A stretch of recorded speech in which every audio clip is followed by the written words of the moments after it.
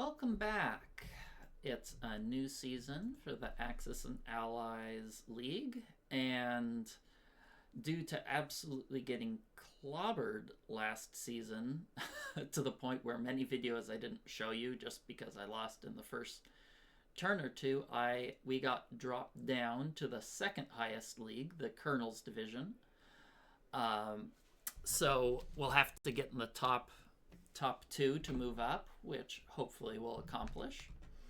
So today I am playing, let's see here, I'm playing Tonigl. I have never played them before. It looks like they don't play too much on ladder, but have been playing a long time. So they've been ranked top 14 allies, top 12 Axis, really high win rate. So this should be an interesting game. And I was so used to not doing a recording for a while that I actually forgot to record. I just was going to the map and just started playing. I'm like, oh yeah, I'm supposed to record. So yeah, let's see. Is the sound working? Let me check here real quick. No, the sound wasn't, but got it working now. So we got that going for us. So I'm doing the standard purchase of 2 tanks, 4 infantry. I did the West Russia attack. Got a good result with 7 infantry left, which is slightly above average, but Ukraine is the real crucible here of if you have a good or a not so good start. So let's get to it. Okay. Usually you want to get 4 hits. Wow, but their rolls were even worse. Got cleared. I always like it when they don't sacrifice the bomber first, because it makes it... Oh, well, never mind. The bomber got a hit, so they weren't punished. So it looks like we got a above average start here. Usually when you see these sort of starts where you have more than 3 tanks left over, it usually forces the Germans into a tank rush, because this is just a little bit too many units to where they can just strafe it. With just infantry and planes, and there's the risk of losing planes and such. So they kind of have to go into a tank rush most of the time and just hope I don't get lucky. Because otherwise they'll probably just lose too many units capturing this, or make themselves too vulnerable to a counterattack or strafe. So it's kind of a little bit of a nasty position for Germany and when they get in this situation. And usually the dice here in the first round or two typically dictates the pace of the game. So we'll call there. And off to a decent start. And I'll see you guys next time for UK1. Welcome back, it's UK1. Let's take a look at Tony, is it Tony Goodluck, or Tonigl? I'm not quite sure. Tonigl did. So they bought 7 infantry, 2 artillery, a bomber. They did not opt for the tank rush.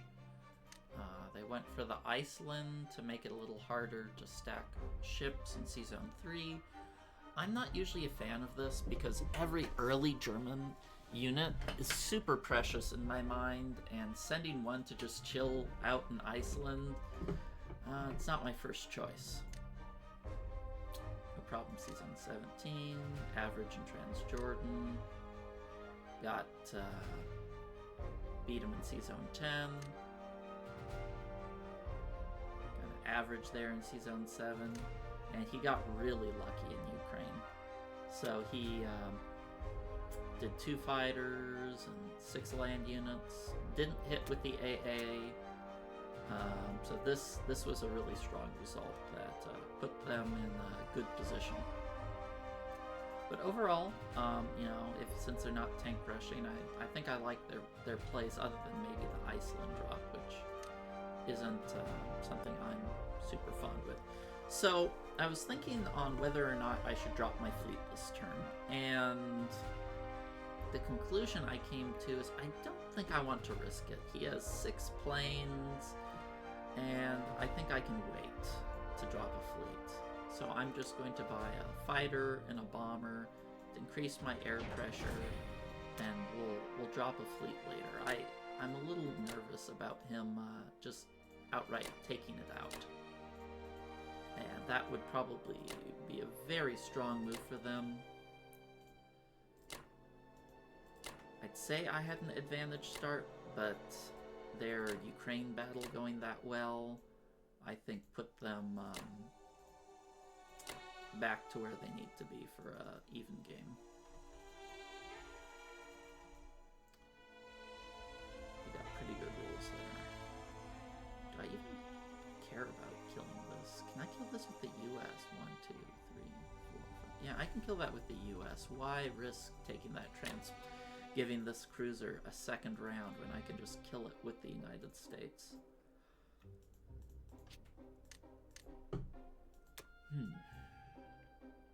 Double check 1, 2, 3, 4, 5, 6. Okay, I can.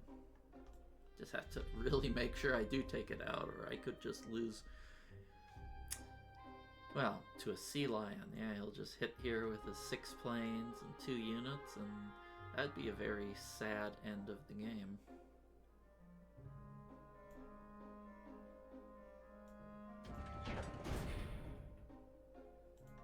Always feels a little wasteful to take this out with a cruiser and an aircraft carrier, but I think it's worth to slow Japan down at the start for ships that just aren't going to do anything useful for many turns.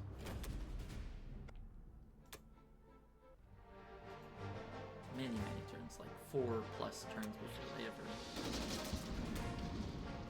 do anything. Okay, you got the destroyer. Shame.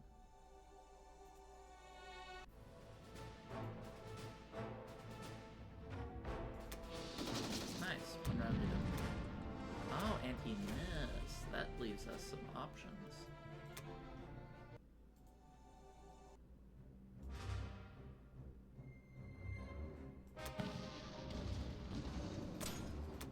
Everything hits. They particularly didn't like that artillery. Okay. So a little trick you can do when the bomber survives and the transport hasn't moved, like to hit, is I can put these guys here, and if he wants to hit this, it's a 5-on-5 that's slightly to my advantage.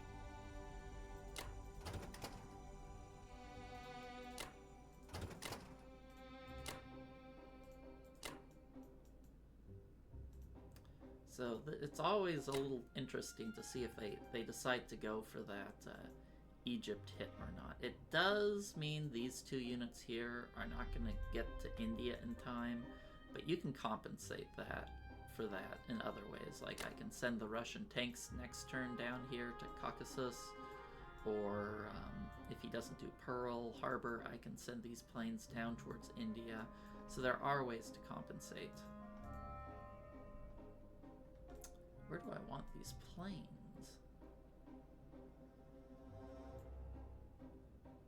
I guess I could just leave them here. He only has one guy there, so he can't really hit it. Yeah, and these fighters can also go down to India if it pleases me. And if I want to drop a fleet, they can go 1, 2, 3, 4. So that's okay too. I like this spot. He has his tanks in a funny spot. Normally they'd put the tanks here, but since he didn't put them there, I'll take advantage of that placement and move my fighters over to Archangel.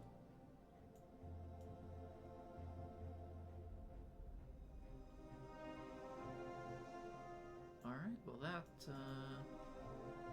that worked out well. Hopefully that bomber lives. Some people go for that fight.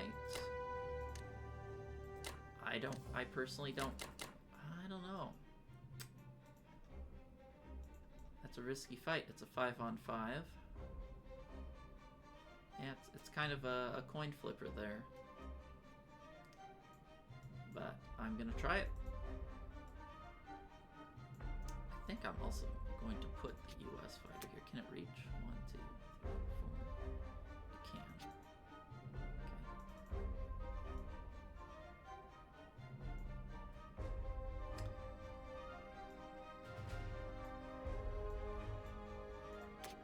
Okay. Alright, that's it for now, and I'll see you guys next time for USA 1. Alright, welcome back. It's USA 1, and let's take a look at what Tonigl did. Tony, good luck. Alright, so he did 3 transports, 3 infantry, showing that he's probably not going to go for an India pressure since he didn't buy that tank. Took the free transport. No losses in the cruiser, no losses in Yunnan, no losses in Buri, lost 1 in Burma, no losses in Anhui, so he had a pretty darn good round. 1 unit lost. So, I noticed something that immediately. My opponent left C-Zone 62 undefended. And what that means is if I can retake Buryatia with Russia, this little bomber here can go 1, 2, 3, 4, 5, 6 and kill all of those Japanese transports, which will probably be a game-winning move or close to it.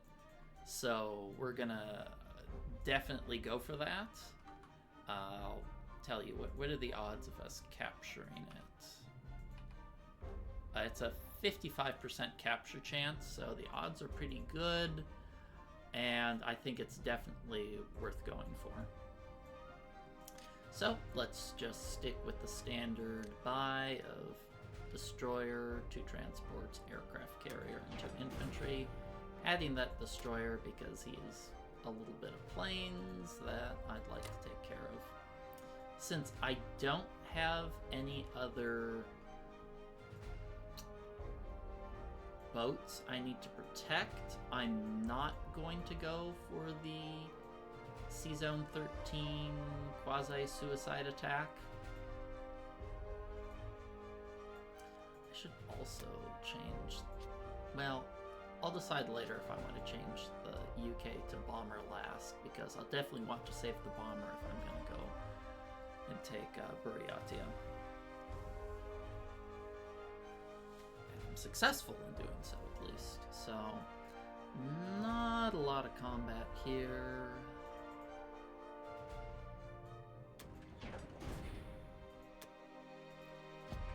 Success. Let's move these guys back. Let's defend Egypt. I'll move... Guess I'll just move these blokes up here.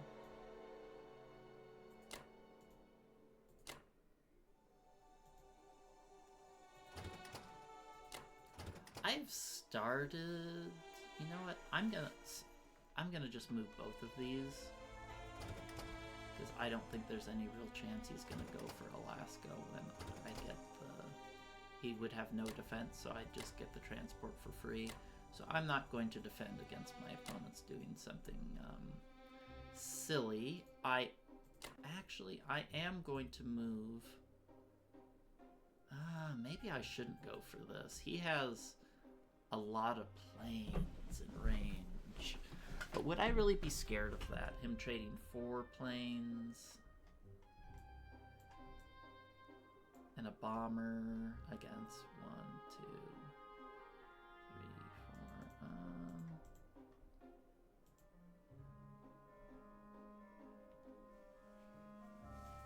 I think I'd be okay with that trade. I'm going to move these guys over, whereas I might normally not want to, because I have 2 extra infantry, the planes and the bomber, and if Germany for whatever wants to suicide against this, my India odds are going to look juicy, shall we say. And I would rather deter that probability. Yeah, if I do it like this, it'd be 6 versus 4, which would be a good trade for him if he wanted to go for it. Let me run the numbers on that just real quick.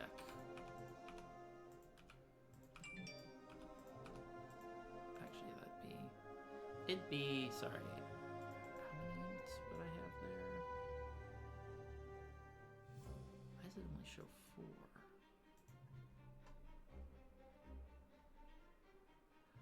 Oh, it's because I did move this guy over.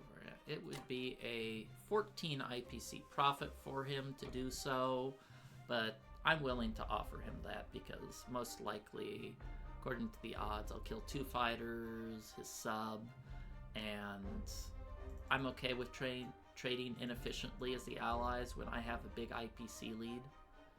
And I could always add that cruiser there if I wanted. I don't know that I want to, but I could.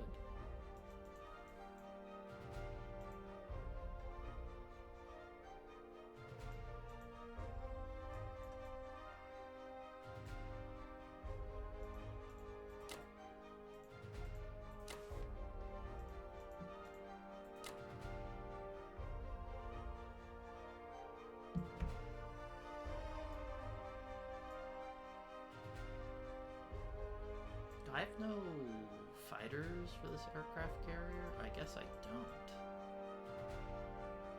Oh well.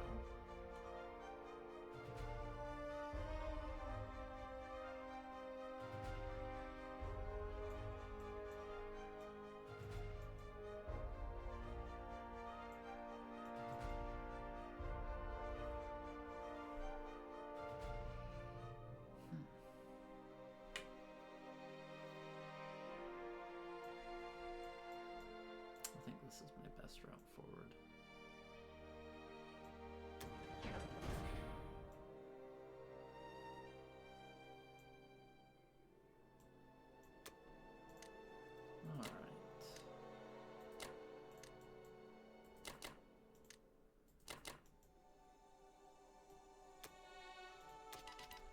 All right. Okay, this is where we see if we get that oh so juicy attack off here and sink his Japanese fleet and write our names in the annals of history.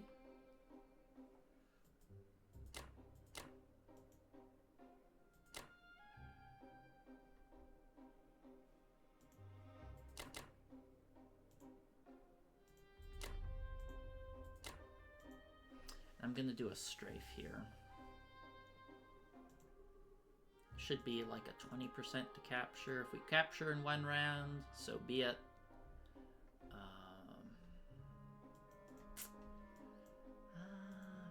Maybe I want to change that up because I don't really like giving him Ukraine to have a pop shot on Caucasus. No, I think it's okay as long as his planes can't really reach. So if he wants to go for Caucasus, he's going to have to risk a significant amount of planes.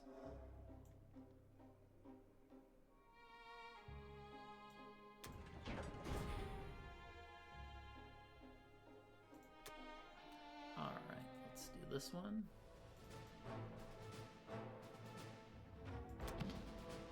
Nice.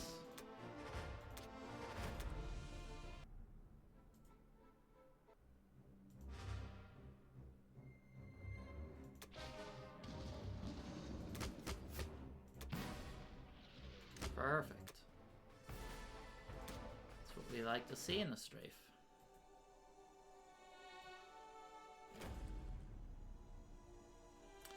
I probably should have calculated. He shouldn't have odds there on West Russia. Okay, this is the most important one. It's a 55% to capture.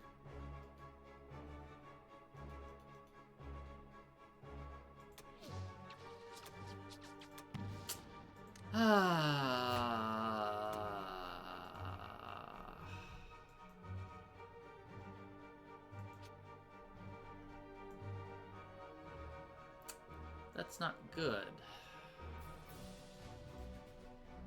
Because his planes and 3 infantry, he has 1, 2, 3, 4 planes, 3 infantry in range here. Not good. That's quite bad. That's bad.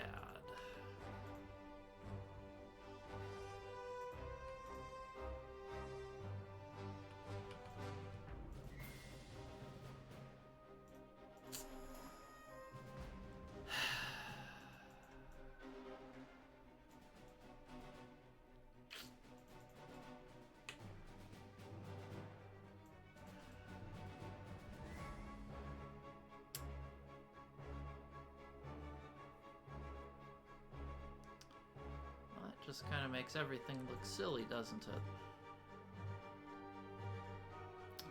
I was getting ready to punish my opponent for their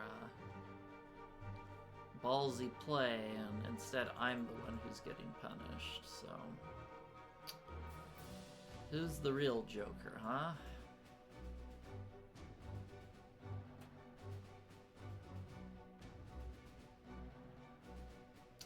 I think I just have to retreat. I mean, I can't continue with that.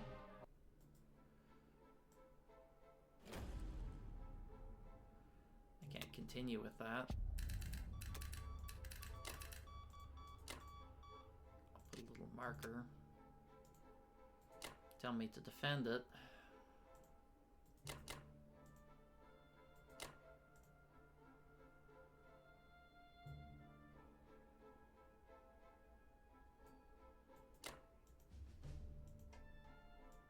He doesn't even really have any other targets is the worst part. It's like he can hit 45 or he can hit... He has no other attacks really to make other than Quang Tung.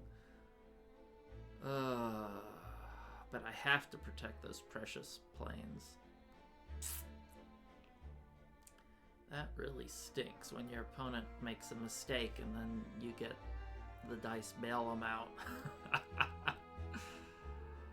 Well, wouldn't be the first time.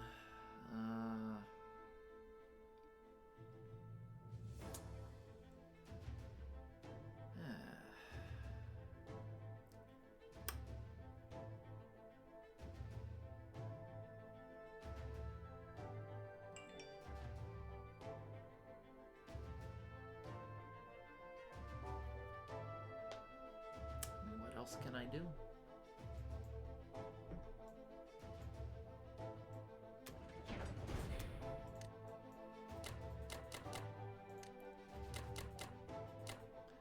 Only putting 1 artillery there because I'm a little afraid of him bashing his tanks down there.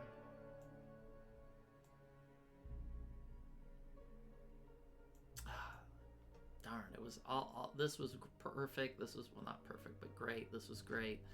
This was awful. Was a poor result. Yeah, that was a bottom 5%.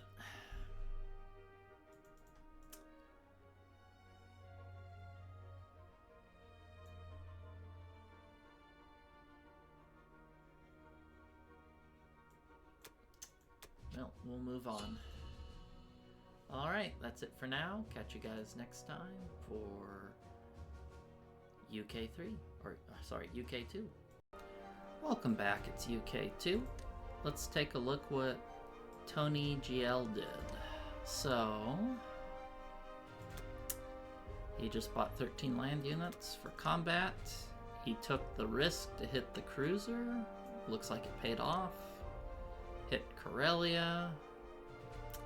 Not a whole lot done. It's interesting that he didn't try to stack Karelia yet. That's given me a lot of chance to be abusive as Russia. So let's see if we can take advantage of that. Unfortunately, this disaster happened, so I can't take out these planes. But for the purchase, I'm going to be dropping my fleet this turn with the assistance of the US. So we're just going to do a cheeky 1 attack there. I don't really have that many attack targets.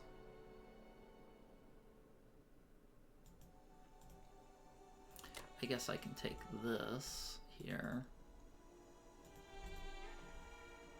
That's about all I can do.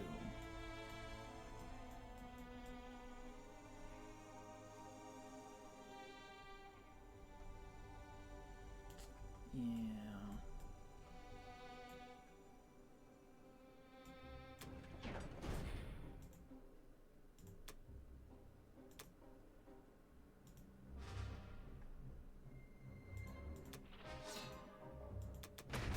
Nice. Love me them successful bombing raids. Okay, first we support our pitiful Russian friends there. Hopefully we hold. We'll swoop this tank in to add more pressure to Libya. I'm going to park the fighters here so I can hit Libya if he pushes forward, or I can hit Burma just to give us some more options. I can only put 1 fighter there, unfortunately. Just to double make sure, yeah.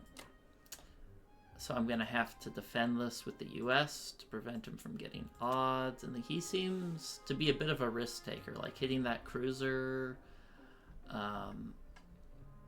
you know, leaving these guys here, 55% chance to wipe that. So we'll have to see how they respond.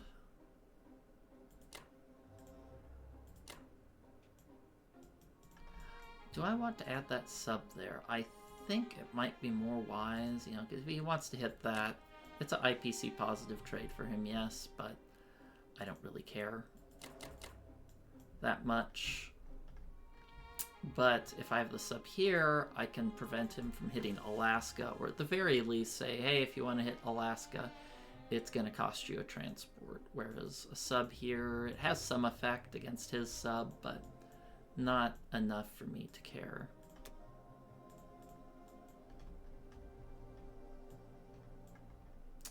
Do I want that tank there? I think it's okay to leave it there.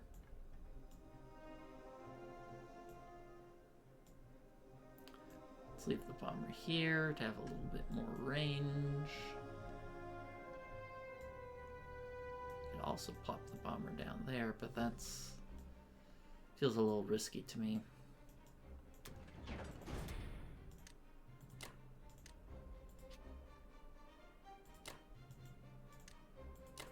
Well, would have been a lot better spot if this didn't blow up in our face. Japan's down to 1 transport. Imagine that world. Unfortunately, that's not the world we live in. So maybe I should have moved a guy forward here to force him to focus his planes on something, but I don't know. Alright, that's it for now, and I'll see you next time for USA 2. Welcome back. It's USA 2. Let's take a look at what Tonigl has done. So, bought a complex, 6 infantry, standard turn 2 stuff, took the freebies, lost 1 in Kwangtung, hit Yakut. I mean, we got decent hitbacks, but it just really sucks getting when the opponent blunders and we get a bloody counter right back to our jaw because of it. But such is life. So this turn I'm just going to buy 8 land units and 2 transports.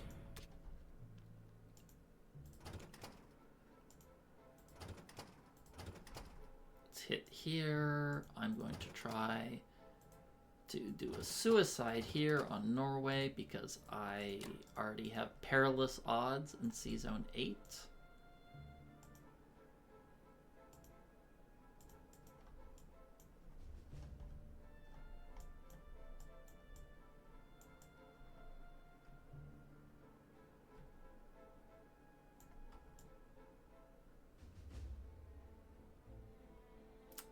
that's it.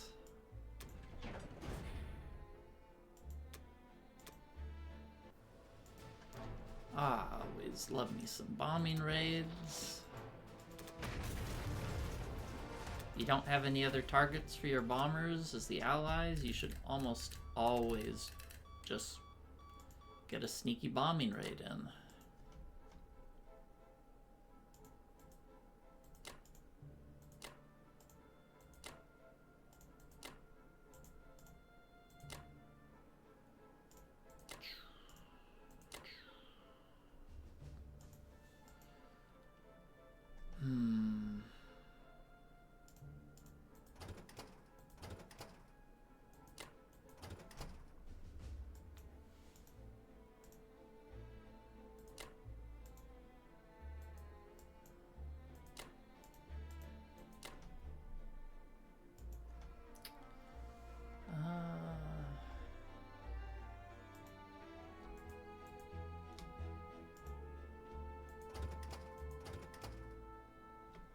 I think I still need to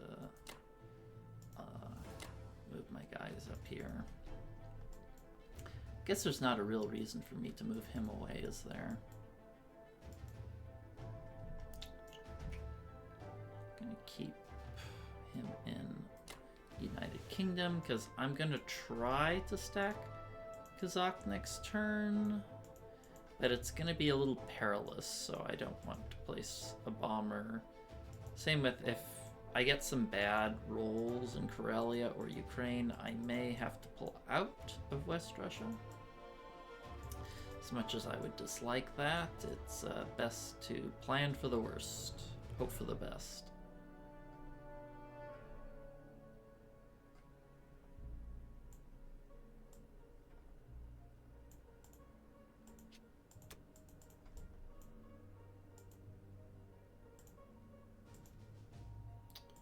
Just want to make sure this is safe. Gonna be a little greedy here. Oh, goodness. That start really sucks. Oops.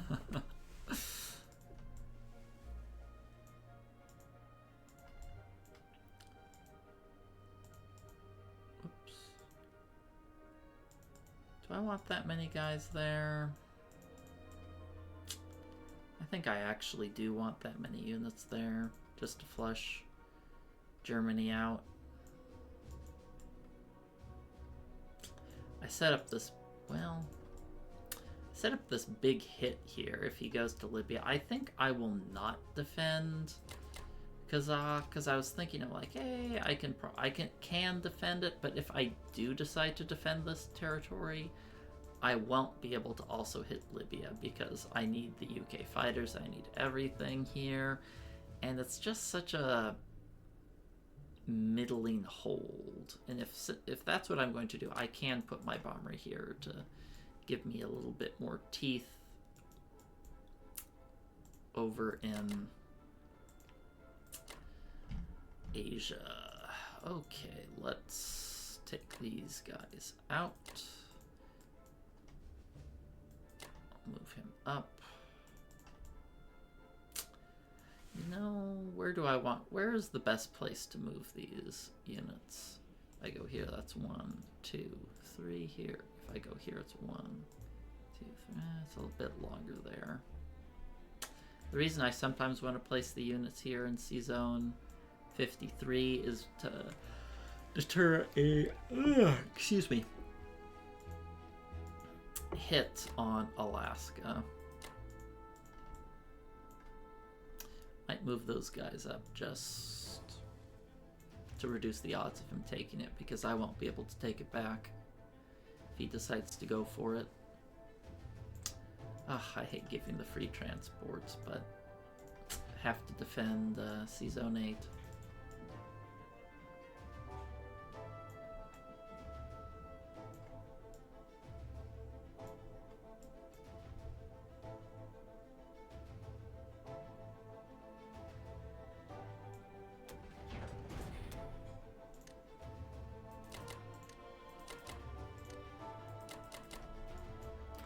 Put 2 units there.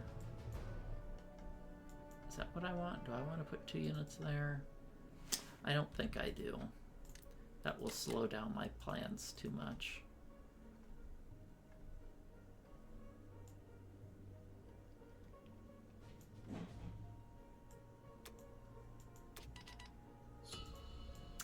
Ah, one fighter, Russia, huh? It's always that temptation, say, huh, should I rebuild that fighter? The answer is usually no, unfortunately.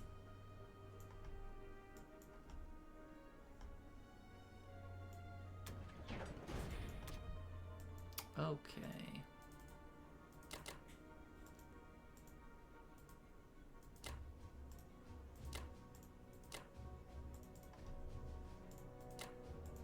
We really want to take Karelia to prevent him from building there, because ideally I want to prevent him from stacking Karelia as long as possible so we can get some allied units shoved up there.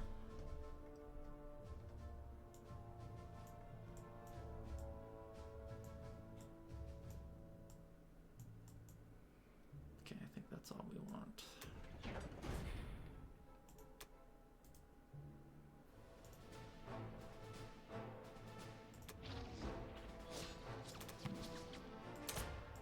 Well, more great dice. Just like our Variatia dice, huh? Killed, lost 2, killed none. Well, at least we got Ukraine, but that's not good when you're losing. Even if you're IPC even on the attack, that's bad. It's bad. Okay, I'm going to send these guys. I'm not going to send them there.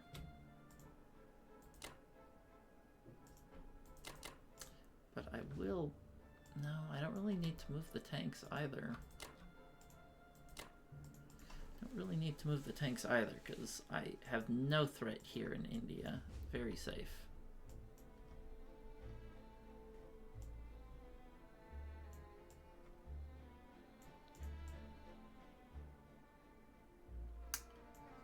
Such a rotten start.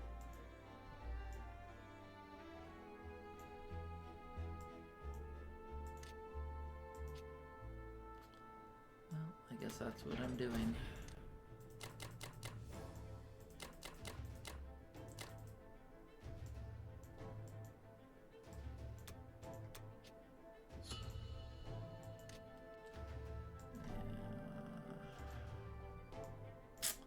Losing those Russian fighters really, really hurts. They're so precious for efficient trading and keeping the Russian income up, but you just can't really afford to buy fighters as Russia because you really need to hold out, and getting one fighter, I mean, it takes like 10 attacks for a fighter to pay for itself. It's like kind of like a free artillery sort of in a way.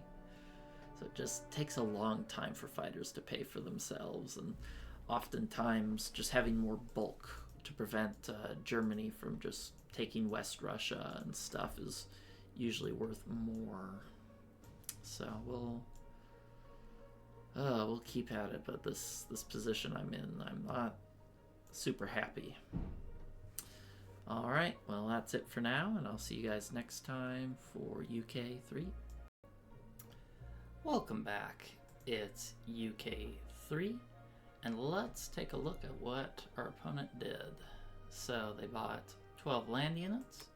For combat, they took the freebie transport, hit Ukraine, no losses, and this one surprised me. They hit Morocco, which felt like a really strange move for me, because normally Germany wants to delay as long as possible how long it takes to kill those guys and move them back and forth to force excess investment. But they hit Morocco. They didn't lose a single unit. They hit 6 guys, so guess it worked out for them. Well, that turn kind of complicated everything I had planned to do. I originally planned to buy a transport and hit hither and dither, but now I can't really sit here and defend this territory. he has quite a bit of air, so I'm just going to buy 4 land units and some extra planes. Alright, so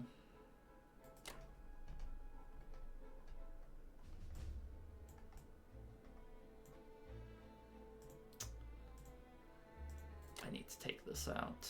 I think I'll use the tank in case it survives. It would be nice to have a tank that can blitz through.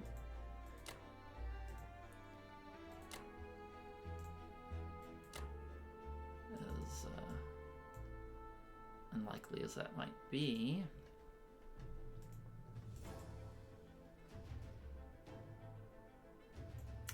That's good. I am purposely not using this fighter because I want to land it in C-Zone 14 to give him poor odds if he wants to attack here.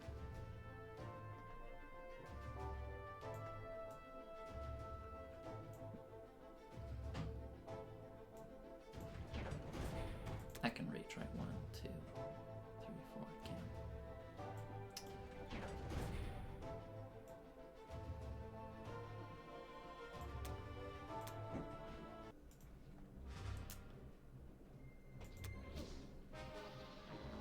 Well, that was garbage.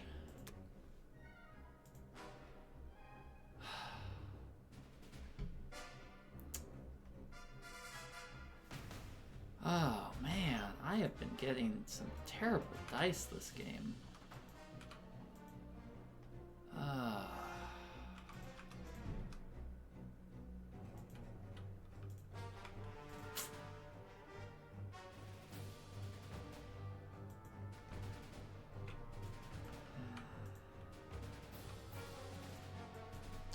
Do I go another round? I had to sacrifice the tank either way. I might as well give it one more round. Wow, that was terrible.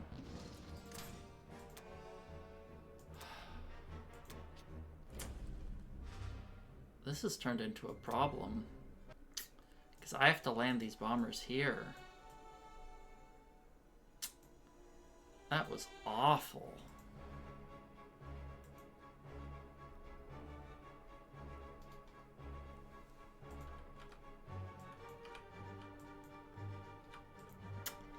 That was supposed to be a profitable battle, not a kill 2 infantry. Man.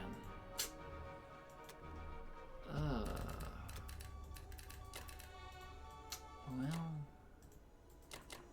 that's how it goes sometimes, huh?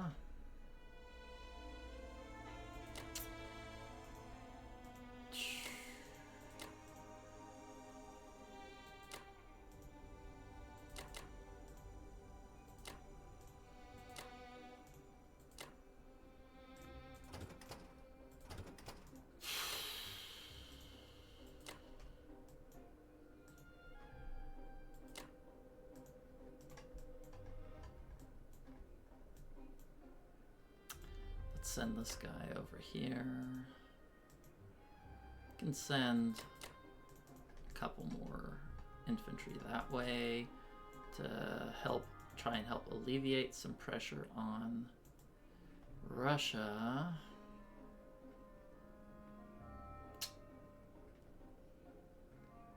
Man, these guys have gotten such insane value. They've killed 8 units.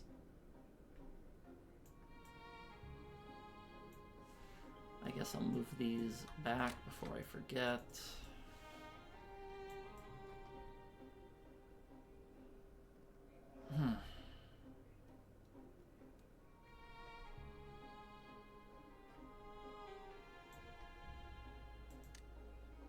Yeah, I'm behind. How could I be ahead in attack power? I've been getting my head cracked in this entire game.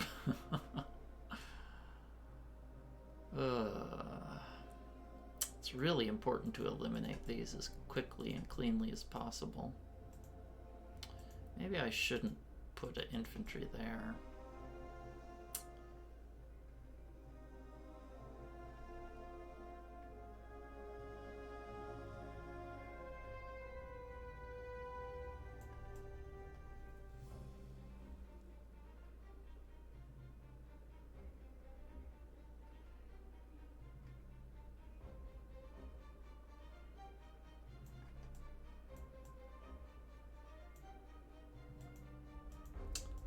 think I will continue to send that guy away.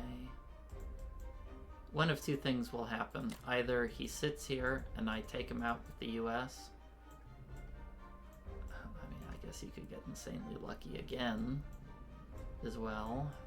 Or two, he moves this way and I take him out with the UK.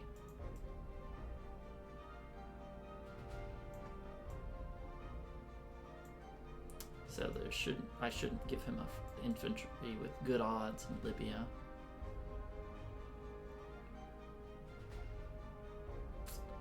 Oh, this game has been frustrating. I feel like I've been putting out a good game, but the dice haven't cooperated.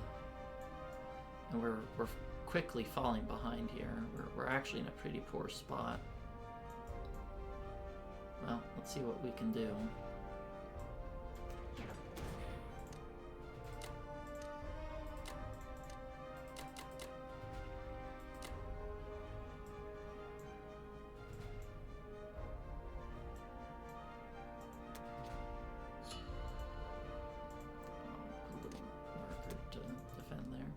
Alright, well that's it for now. I'll see you guys next time for USA 3. Welcome back, it's USA 3, and let's take a look at this pickle of a game. So, we're getting quite far behind here, especially with Russia only having one fighter. So, Tonigl he was doing a full land buy, so he's just going, I'm gonna bust Russia, and I'm gonna do it right quick. So when I see Japan doing this, my first instinct is I really need to put more pressure on Germany, because it's just a matter of time before, you know, Japan marches up, stacks Kazakh, then takes Caucasus, and my Russia isn't particularly strong right now.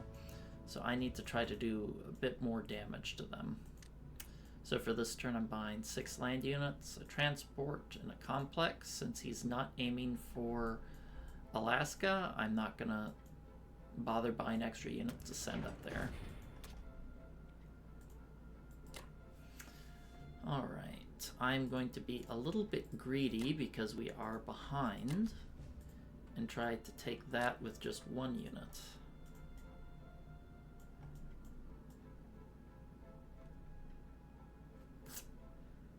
That's pretty much all there is for combat.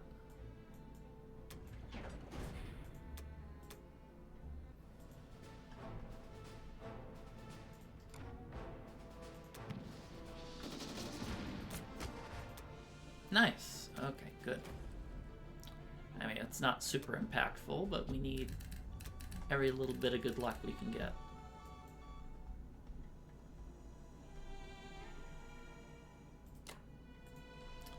I guess everything has to go here. I could potentially try to defend Vologda. It's an interesting idea.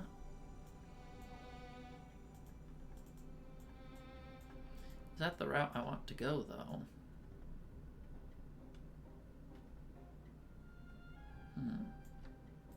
Maybe it is. Let's see. Let's see how that would play out. Well, let's finish all the other turns first. So, here... I'm going to do a big drop here. I have to drop at least 1 fighter there. Probably make it 2 fighters just to be safe. I'll add a little bit of extra defense into Sea Zone 10. Put 1 transport there.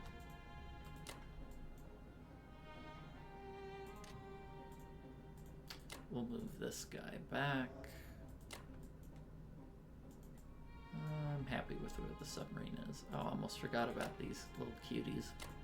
Okay.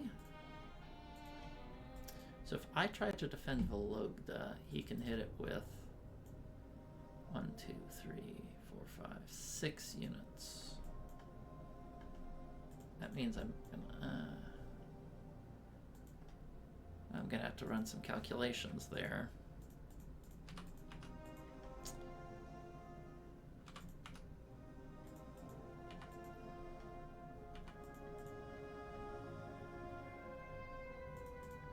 So I'll need 3 infantry here to make this safe.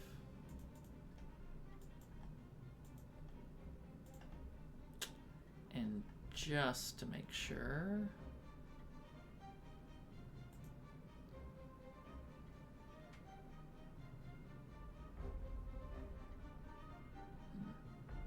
Will I be safe in West Russia is another question.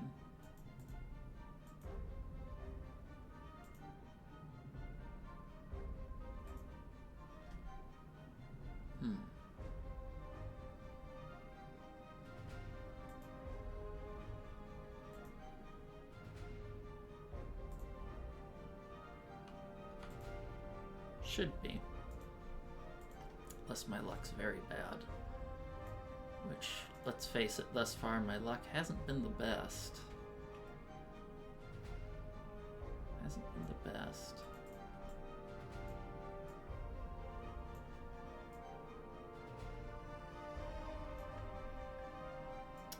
Alright, let's go for that. Oh, yeah, I can't really move the fighters anywhere else.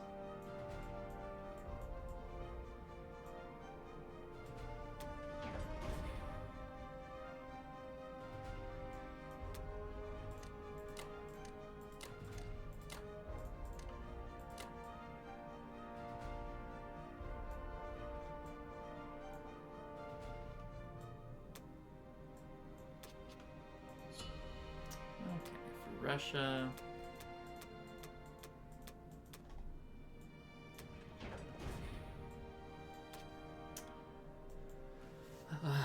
Poor Russia.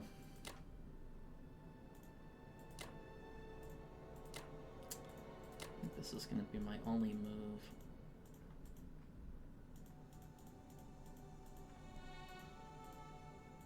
I could also go for a stack here in Ukraine. That's an interesting idea.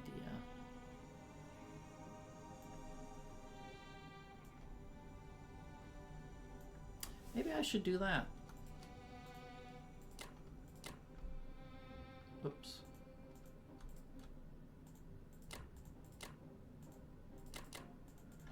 And then I can just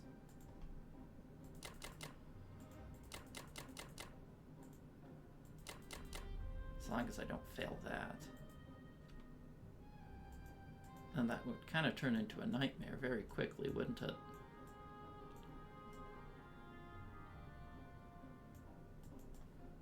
Should be a 90-something% chance to capture that.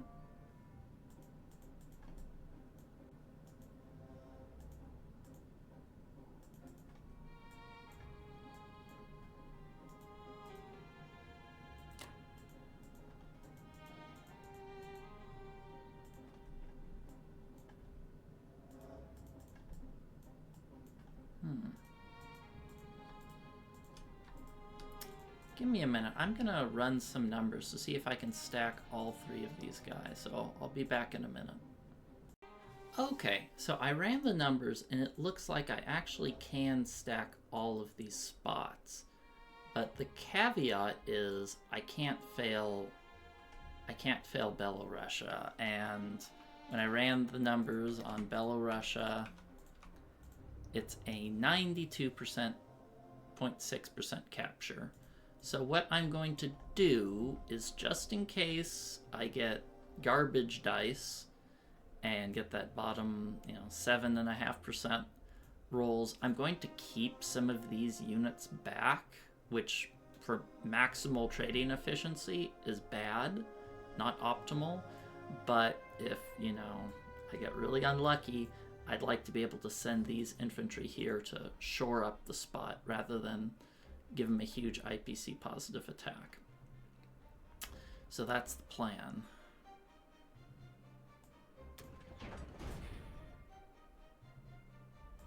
So let's do this one first. I have to really try to min-max. Good, we got it. I have to really try to min-max everything here because of how, what a tight spot we're in. Our position certainly isn't fantastic. So I'm going to see if I can take advantage of some of my opponent's positioning to give myself the best edge I can.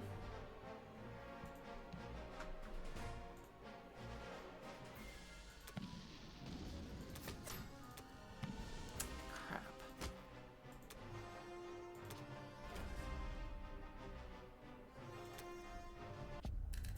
Well, it wasn't awful. Oops. But it wasn't great either. Okay, so let's quickly run some numbers to see if he can hit Ukraine profitably.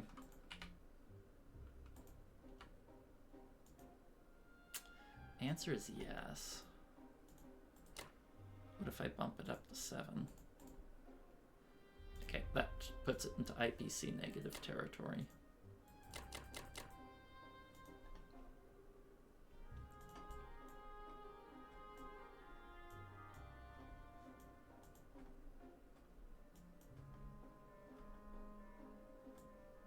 And he shouldn't be able to stack West Russia, right?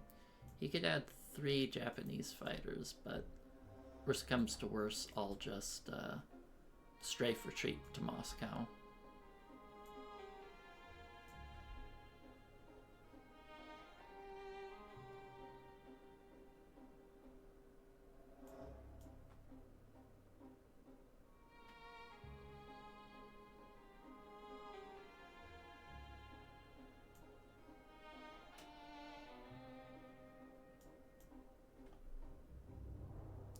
Okay, well, this is the best I could come up with.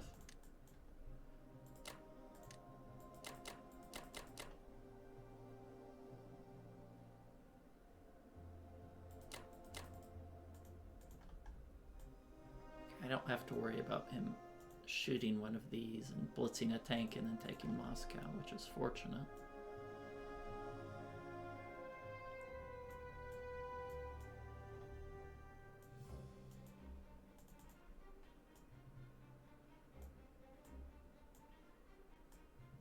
I'm actually really proud of this turn. 24 IPCs. Helped us narrow the gap. I mean, we're technically a little ahead after our turn, but I still, if you ask me if I'd like to trade places with the opponent, I would say yes, I would. But I think this was a very nice move. I should be able to protect these 3 key income sources. You know, don't underestimate 6 IPCs. That's an extra 2 infantry for me and 2 less for him. And that stuff adds up quickly over the course of a game. So I think this is pretty good. I think this is the best we can do for now. I'll put a little shield here to remind myself to defend this with the UK. And I'll see you guys next time for UK 4. Welcome back, it's UK 4. And let's see what our opponent did. So, repaired, bought 10 land units. Oh, he's poorer than I thought. Looks like our penny scraping strategy is having some results. So hit Northwest, failed. Hit Russia, no loss. No loss in Belarusia. So pretty standard turn. So now, after this long and, let's be quite frank, extremely painful series of turns we've had here trying to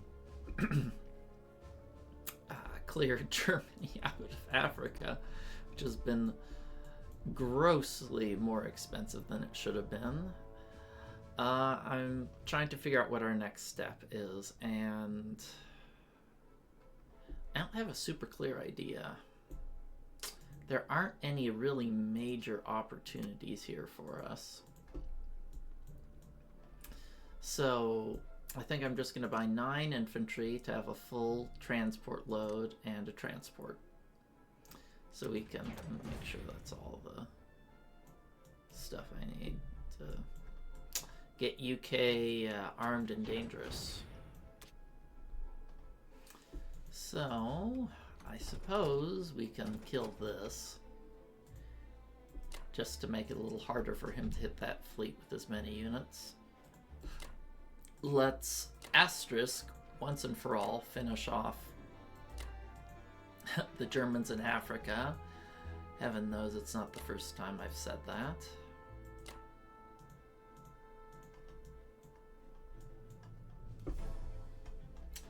Also secretly wondering if I should add the second fighter here, but I don't think I should.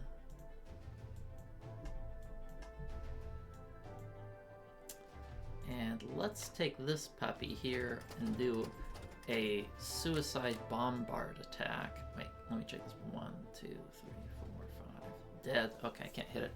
Suicide bombard attack to check his defense profile to see if he has anti-aircraft set to go die first or not.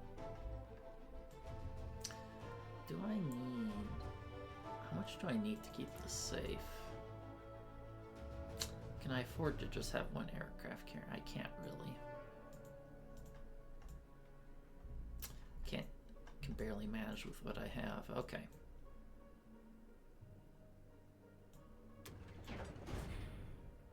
Is this everything?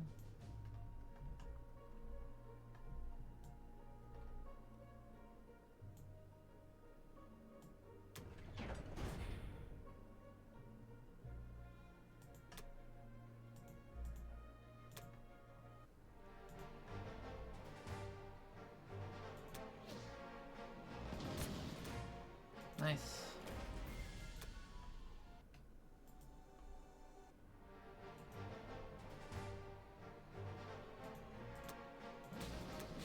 Nice, 2 hits. Oh, good. He has anti-aircraft going first. Excellent. I'll put that in the notes.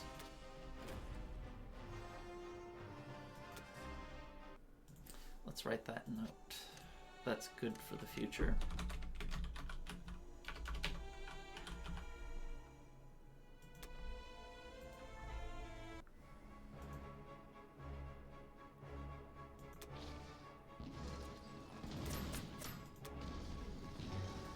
Gets 2 hitbacks. Alright. Oh my goodness. Those have been like the biggest MVP. How many units have those crappy guys in Africa killed?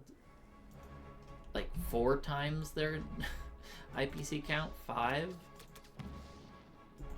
Oh man. Not my turn.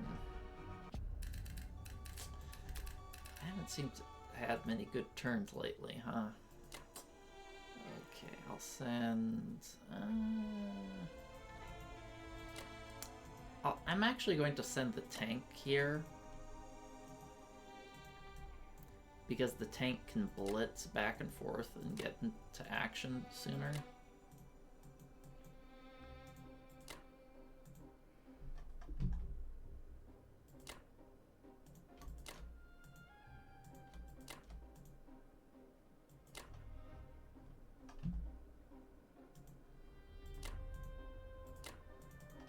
Am I actually safe here?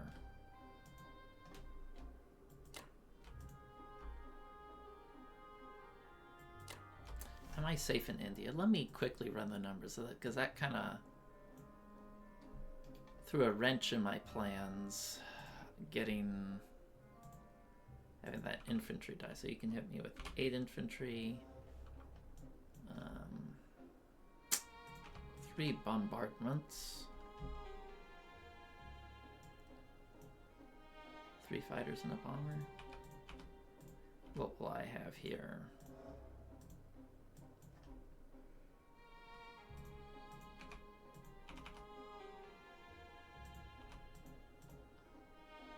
Okay, should be quite safe.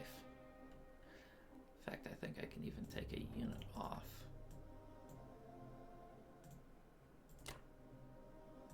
let's get the sub over here to help protect India, along with our planes.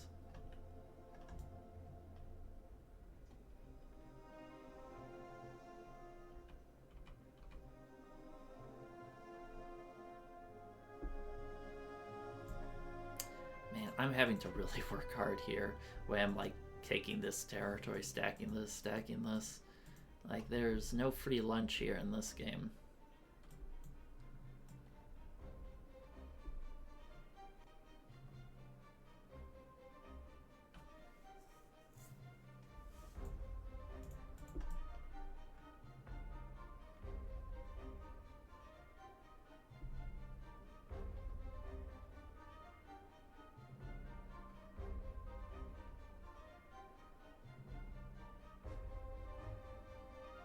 Really wish I had enough to hit France, but I don't have that force.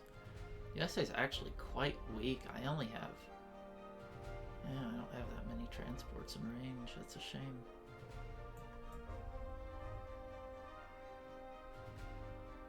Well, hopefully we can fix that up soon.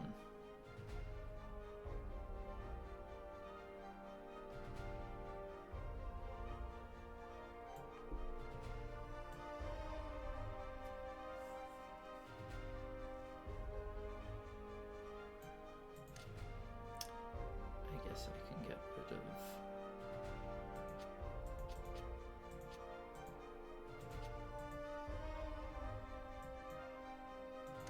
Instead of defend here, I'll just put a little caution here, because sometimes I forget that there's a bomber there.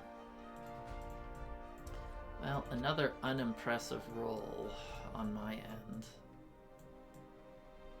Other than the France attack, that was nice.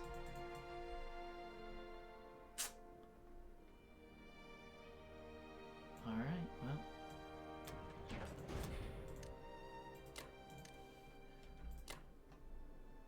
Keep on rolling on.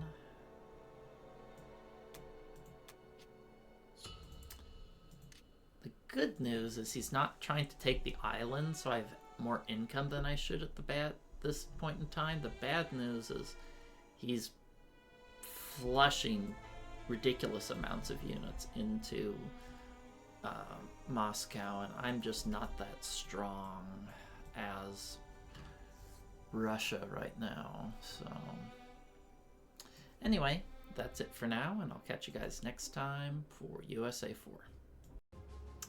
Welcome back, it's USA 4. Let's take a look at what Tony did.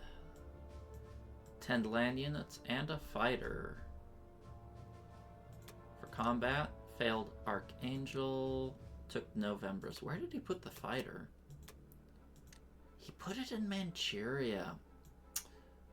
I always feel like that's a mistake to place air units on the land industrial complexes, because the land units, if they're spawned here, can move to reinforce faster, whereas the air units are fine. They can move for a turn. So that feels a little strange to me, but we'll take every little edge we can get. So for this turn, I'm going to start up the med shock to hopefully bleed Germany a bit. I'm going to be buying an aircraft carrier to defend Sea Zone 3, and we'll go from there. All right.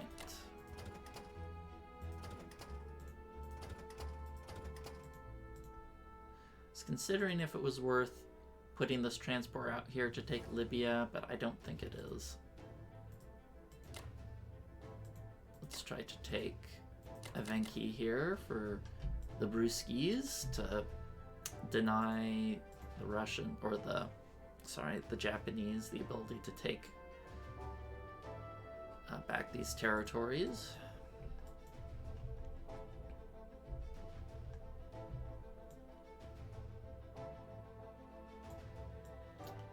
I think for combat, I think that's about all we're gonna do.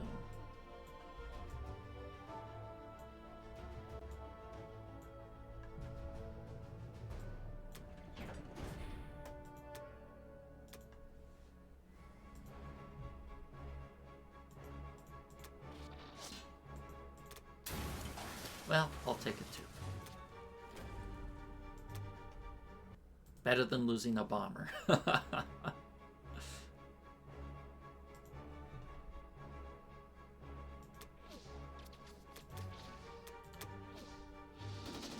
Fighters hitting 1 out of 6, but they got the job done, huh? Okay.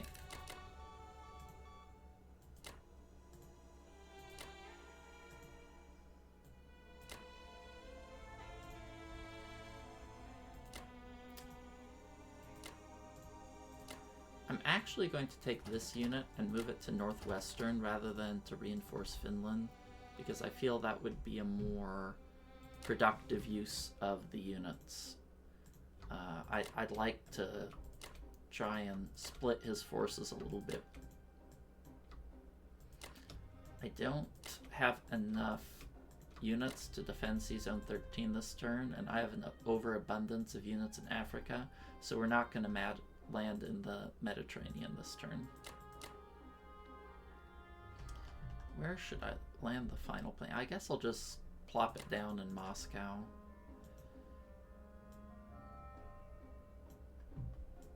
It's really nice when you get to do a med chuck. It gives you so much money every turn.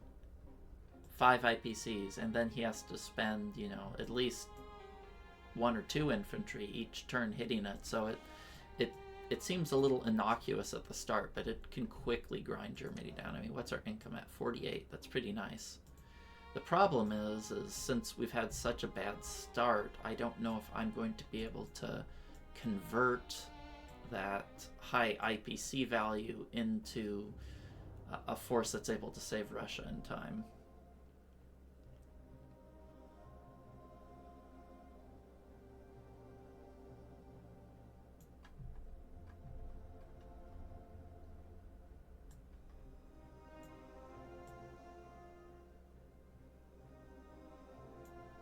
Germany's IPC count? 36 last turn. Okay, that was nice. Yeah, I'm happy with the moves I've been making, just not the results.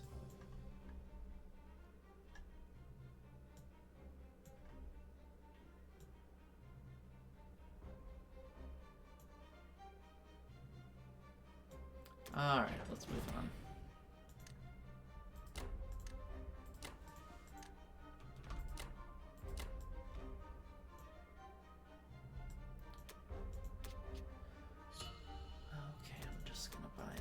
Infantry this turn because I'm going to be losing a bunch of infantry.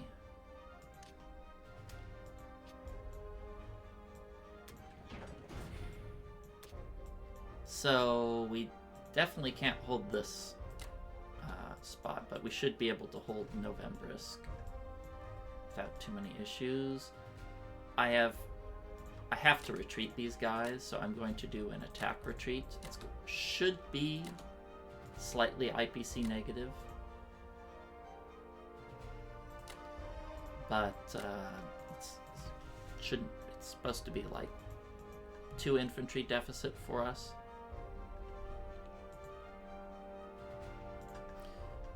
Maybe I should even leave a unit here.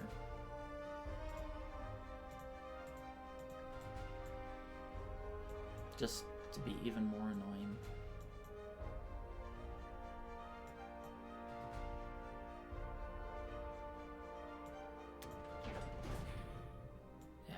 Implausible.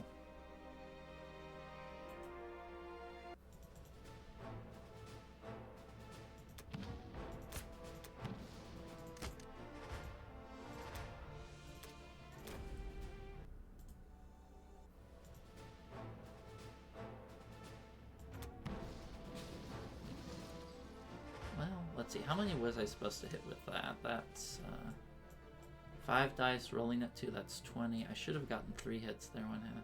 So I got respectable hits. Oh god. Well, he was not supposed to hit that many. Well, I just gotta eat it.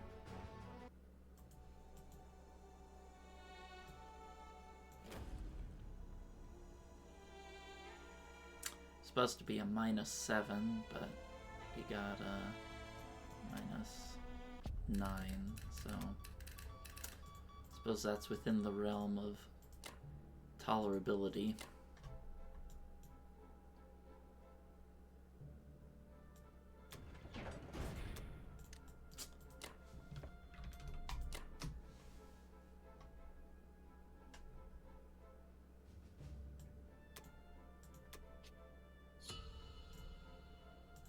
Well, we're doing our best to narrow down the lead, but we're in just such a rough spot. It's difficult to make things happen.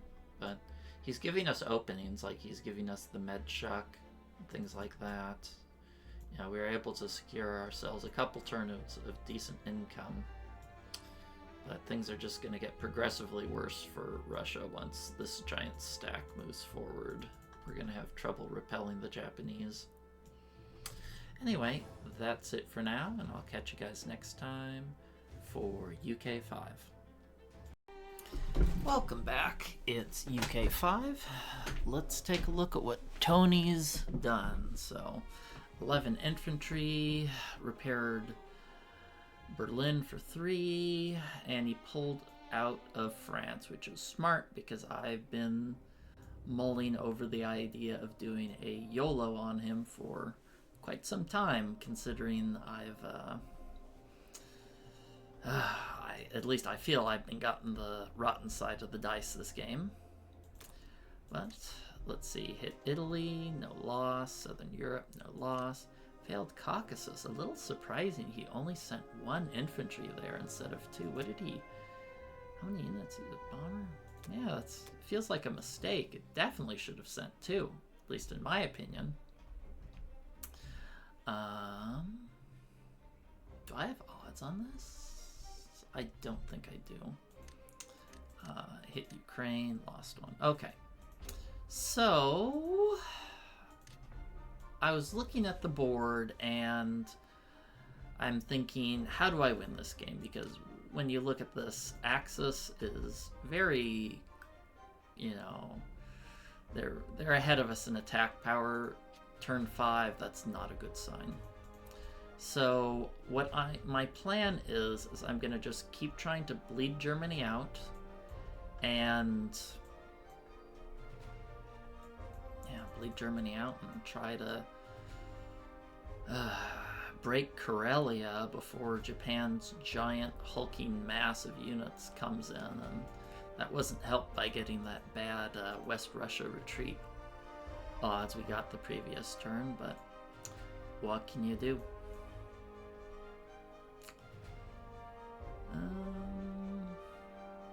Alright, well, I'm just going to buy 6 land units and a bomber. The reason I'm buying 6 land units instead of 9 is I'm going to take the guys from Iceland, and I'm not going to use all of my infantry to land everywhere. I'm not going to hit places with 2, because I think at this point it's more impactful for me as UK to try and strategic bombing raid Germany, than just stack my units in Finland and say, well, I hope these guys get to do something, or do those expensive 2-1 attacks that I absolutely hate. They're so inefficient. Though actually, no, that wouldn't, no, the odds are bad. Anyway, let's go with this.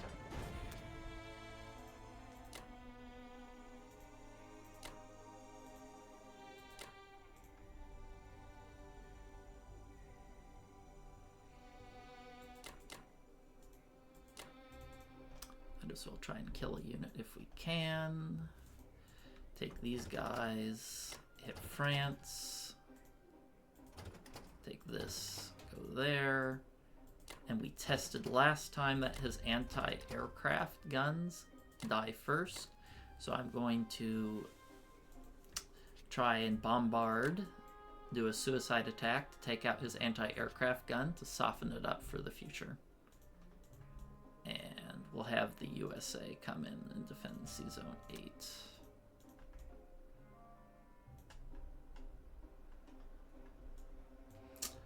I want to blitz that, or do I want to take the tank closer? I don't think it's important to lock that extra income up for the UK. I mean, it certainly would be nice, but it's not... I don't think it's worth disrupting my logistics. USA can have that money, even though United Kingdom is closer to Germany, and so it's usually a little bit better for them to have money since they're closer to the action and don't have the long logistical, you know, build here, move up there, shuffle over here, attack Germany. You know, it's like a 4-step process for the US to hit.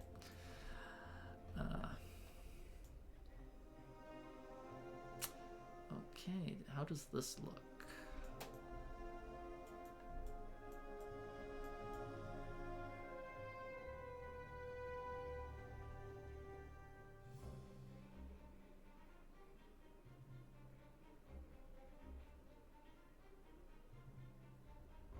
Well, it's the best I can come up with.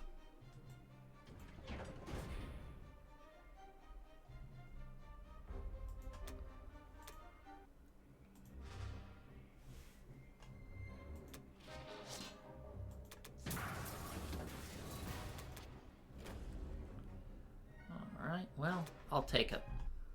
I'll take a 3 bombing raid.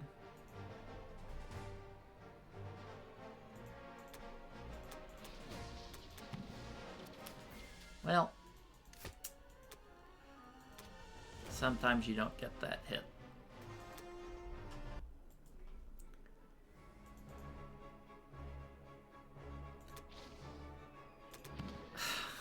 Okay, sometimes you don't get the hit with the 2 bombers either.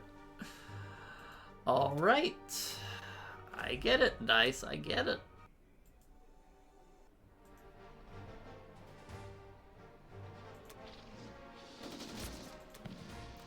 Wow. 100% of his units hit back. This is... that wasn't a great turn. The -3 is from the bombing raid. We went IPC negative this turn. Not great.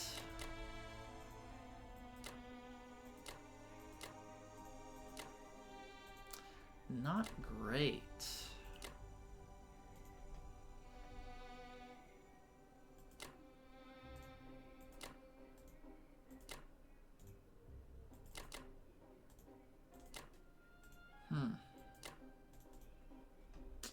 You can hit this with 8, 9, 10, 11, 12, 13 units.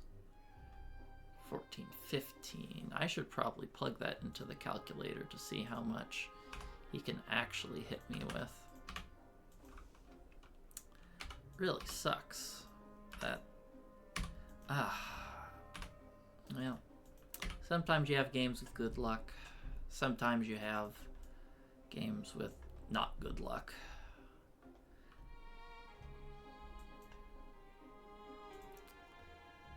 Alright, that should keep us pretty safe. It's a 20, like a 20... What's his odds of capturing a 26%? We can give him a 26% to capture. Oh, it's less than that, actually. It's an 18% chance to capture. We'll move the 2 infantry here, see if...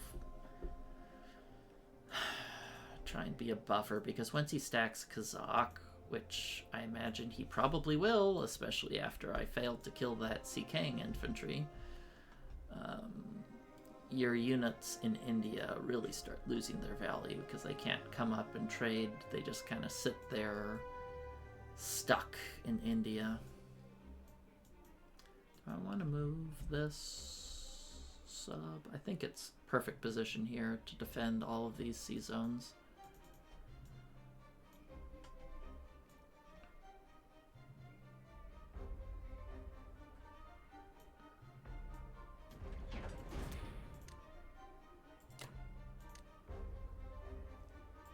Maybe I'll put an artillery there for novelty's sake.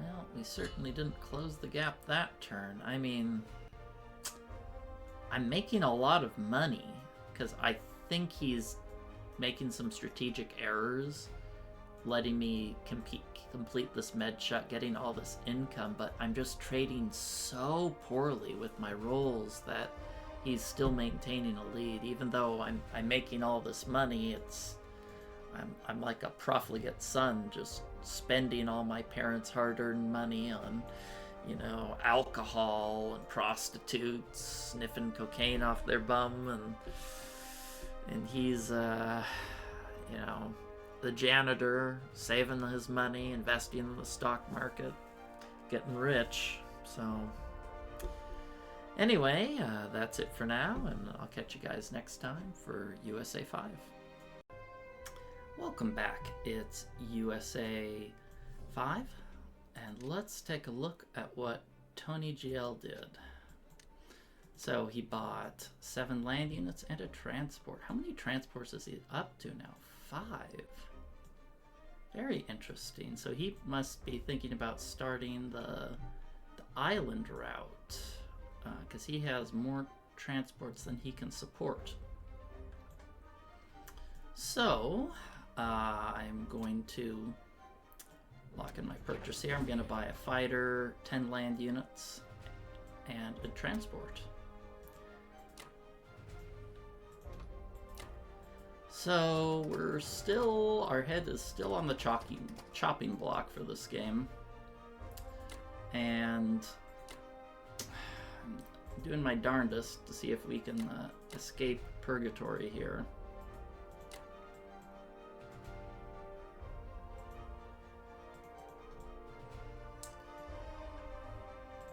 But alas, I'm not seeing that many opportunities here.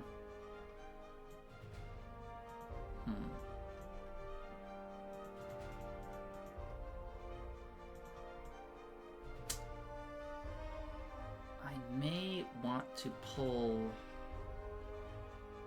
Well, I'll show you what I'm going to do in a second.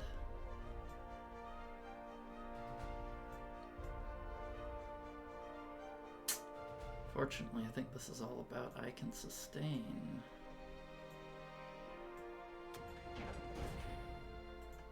We're getting lots of income, but income's not a problem. It's keeping Russia, keeping their head off the chopping block.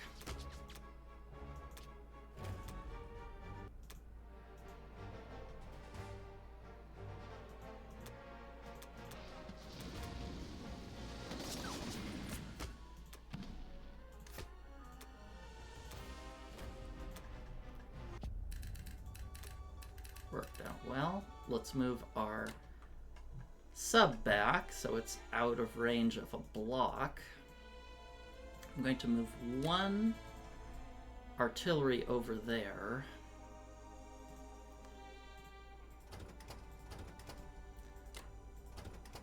I'm going to put 1 guy there to continue the med shock. The rest of these lucky fellows can go here.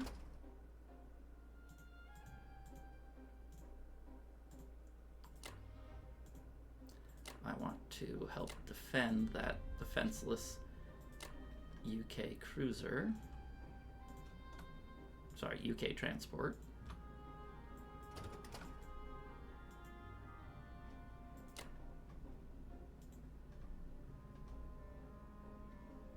Yes, Norway is a better place to hole up. This guy will go back.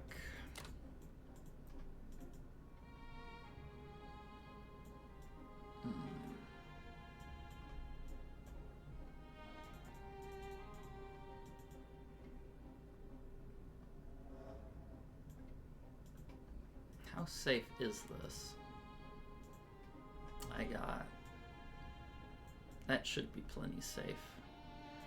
I don't really care about defending it that much because it's just 1 transport. This area is a little bit more important, and he can hit it. If he buys an aircraft carrier, he can hit it with 4 planes total. I think this is sufficient for 3 transports. I don't think he's going to blow all of his air on 3 transports. He may blow it all on UK here, though. That's 1, 2, 3, 4, 5. 5 against... Yeah, I guess he could go for that and might have okay odds, but I still have a UK transport left over. I'm okay if he wants to burn his fleet on the United Kingdom. They're mostly going to be a bombing raid machine from here on out. I'm also a little tempted to land, instead of taking this and landing it in Norway, maybe I could just land it in France. That might be a more interesting plan, to make this a little bit more expensive for him to trade. He can't just use planes. He'll have to move a stronger stack if he wants it. I think that's a better use of our units rather than just adding one extra infantry and AA gun there, because I'm not really going to be focused on defending. I'm going to be focused on trying to take out Kazakh. And the best way to do that is to force Germany to trade as much as possible. Trade here, here, here, here, here, here, here. He's got a lot of fires he needs to put out. This can't be attacked, right? This bomber, 1, 2, 3, 4, 5, 6. Yes, that's safe. The Japanese bomber, 1, 2, 4, 5, 6. Okay, should be safe.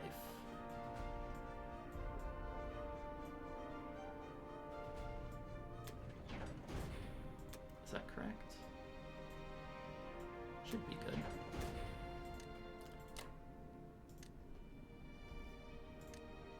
Guess I'll put the artillery there.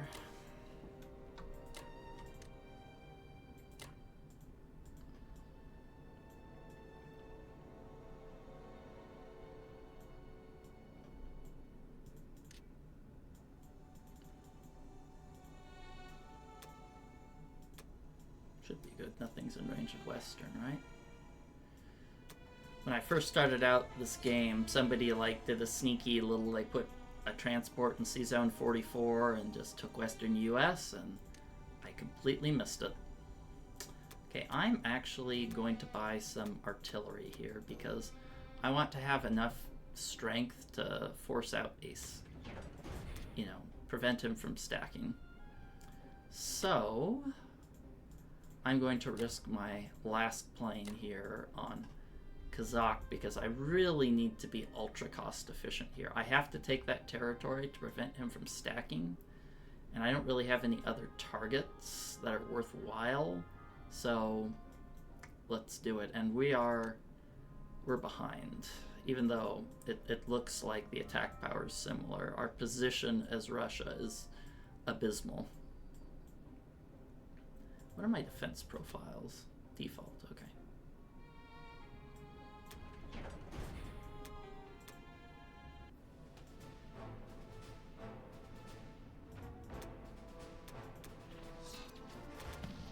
Of course.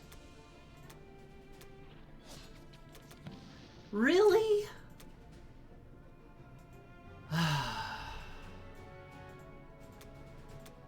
More of the same. After the AA miss, the odds of that result is a 1%, 1.24% chance. Man, I can't afford.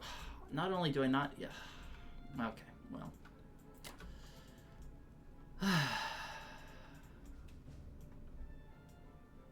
All right. Let's not throw a hissy fit. Let's end our turn. Take a swig of some strong alcohol and focus on how much better our next turn is going to be. All right, that's it for now, and I'll see you guys next time for UK 6. Welcome back. It's UK 6. Let's take a look at what Tony has done. So he purchased 10 land units, repaired Berlin, lost 1 in Caucasus, 1 in Archangel, got a really nice result in France. Looks like he attacked with some fighters. How many did he hit with? Only 1, and we nailed it, so that's good. We need some more luck. Last one. Okay. Looks like he had a pretty bad round. We got a lot of hit backs, which is exactly what we need. I don't need to defend Baltic States. I need to defend C-Zone 5. Okay. So, looking at the board, it looks like he's trying to do some timing push on Moscow. So I'm going to try to be as aggressive as possible with trading against him. So for that, I'm going to buy 9 land units and another bomber. Maybe I should buy fighters. That's an interesting conundrum. Maybe I should be buying fighters here. And the reason for that is I may need to send fighters over to Moscow to keep it safe. From like a 2-1 attack. But he doesn't really have a timing, does he? He shouldn't have a timing on me. No. Let's keep it bombers.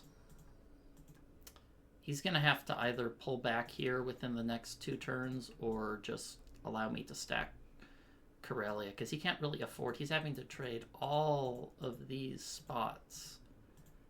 And he can't afford to do that and make this West Russia stack stronger. Okay. Let's do the easy moves first. Then the harder moves after that.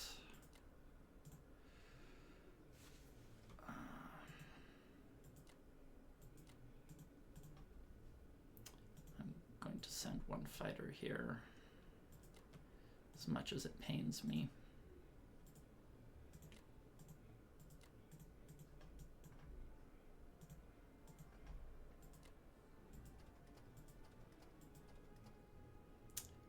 Now I am going to be only hitting this with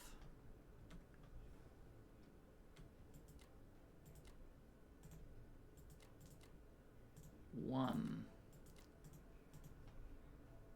transport because I'm trying to be greedy. I am behind and I am going to be playing like it.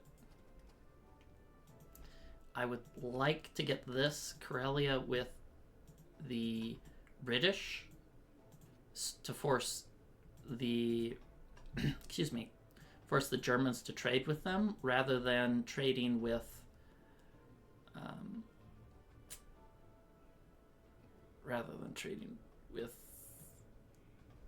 oh, my brain is blanking out here. The Americans, because the Americans are the ones I want to stack and do the knockout punch.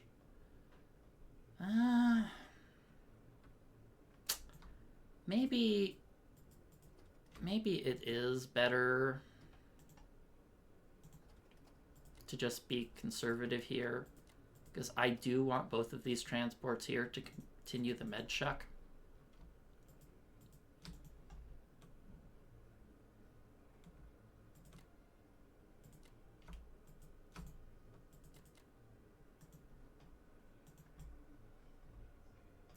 I'd rather have the bomber when it's the lone attacker here in Baltic States rather than elsewhere. I really need to capture this. I can't believe I went 0-2 as Russia. I can't let him stack this and get his fighters there, or he's going to get Caucasus with the Japanese, and I'm going to be in a world of hurt. But at the same time, I'm so limited on units, I can't afford to over-attack this and give him a really beneficial trade. It's a tough it's a tough line to follow.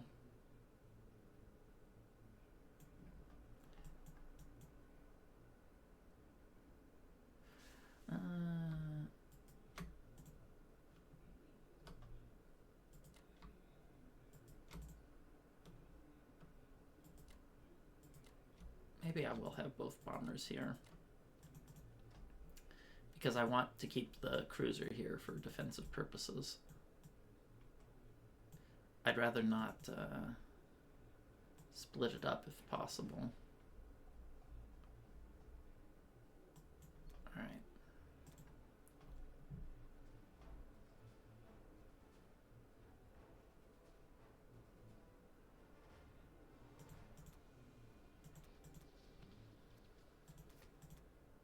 Nice. We just need to try to slow down the game. Nice. Well, I'm glad I added those two, because otherwise I wouldn't have one-rounded him.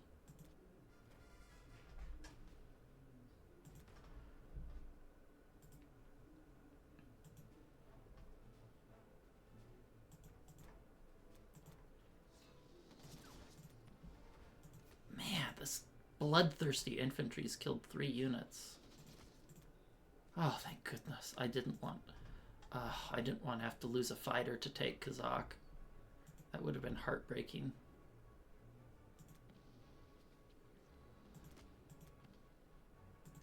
Man. Hitbacks are pretty good.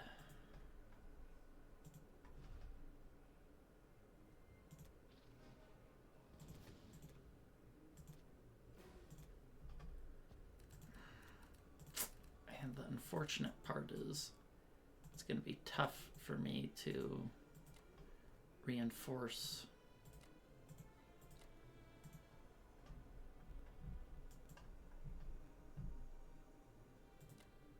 I think I'd like to keep the bombers here.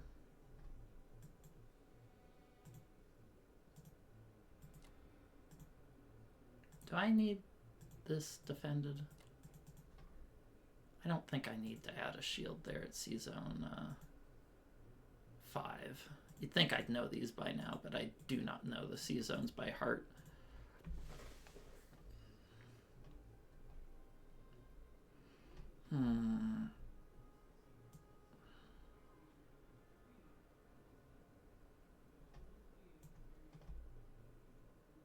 Guess I'll keep the bombers here, because they're a little bit, have a bit more range there, and I'm going to probably build 2 land units here. That should keep them safe.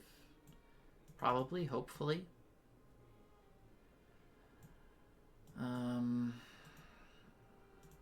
About this, I guess I'm happier. I guess the only good news is he's not taking the islands or Australia, so I have the income advantage, or yeah, I'm getting, what am I getting, 85, 90, 100 a turn compared to his 80. But we've just been, our dice have just been so bad. I've been trading terribly, and especially early dice that allowed him to farm this Caucasus income, which is quite bad for us. So if he does what I think he should, he's probably going to, I haven't ran the numbers if he can stack Kazakh or not. He probably can, but we'll have to see.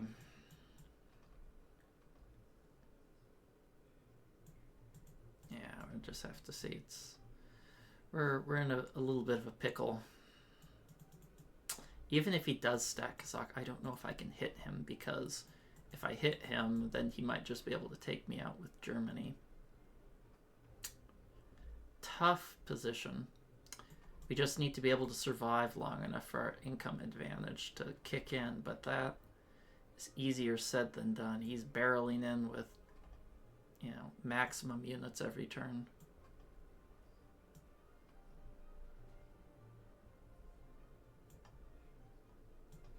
And we really don't have that many transports with the US. I have 8, but 2 of them are doing a med check. I need another transport minimum.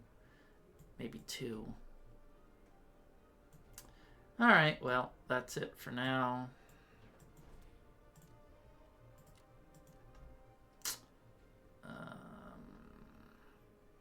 I think I'll put the artillery over there, because I have a lot of planes over in the Atlantic, so I don't need as much muscle, unless I'm planning to do some sort of Berlin all-in, but he's been guarding against that pretty intelligently, so I don't think I have that opportunity.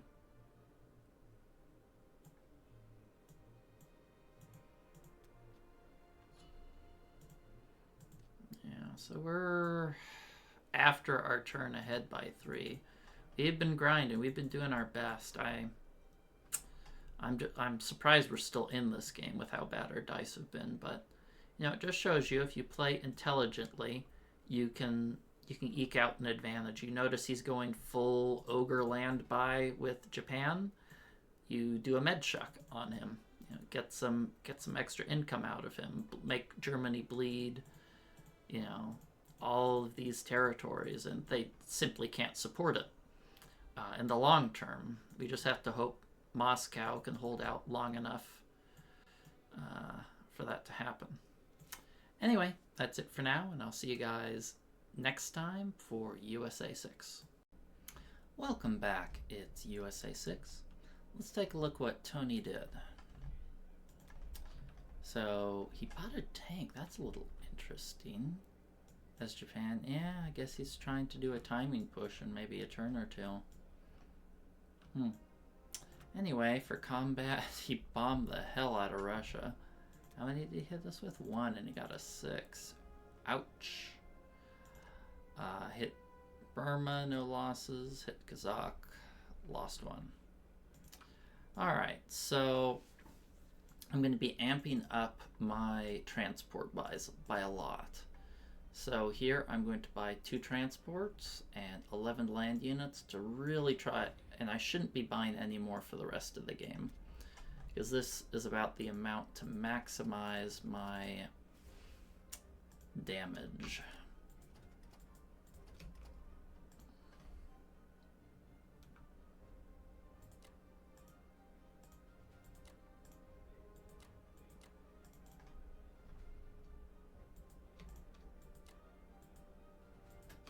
Actually, I'll put...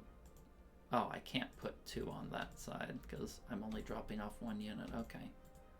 I was wondering, like, oh, I'll have them both bombard here, but alas, I cannot do that. Okay, I guess we'll get a bombard there.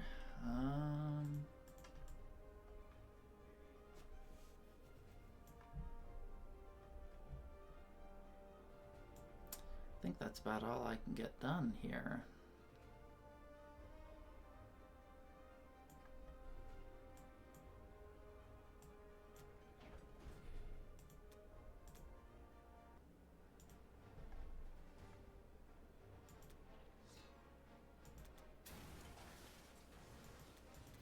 All right, got a 2.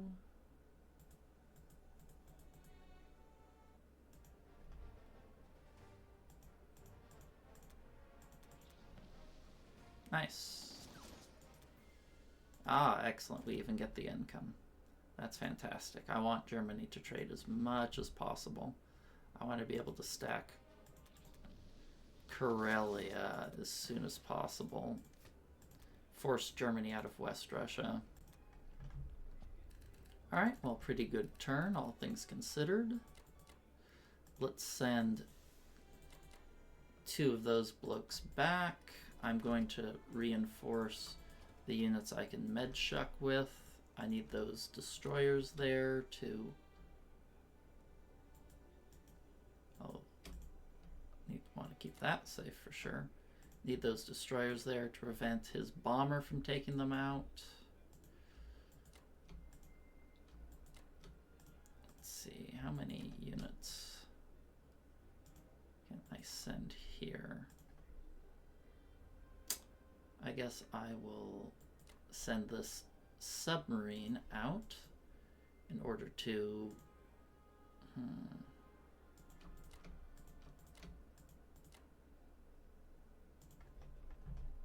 Where do I want these? I don't... Well... I guess I can put that in Moscow. Normally I wouldn't, but since currently I have no...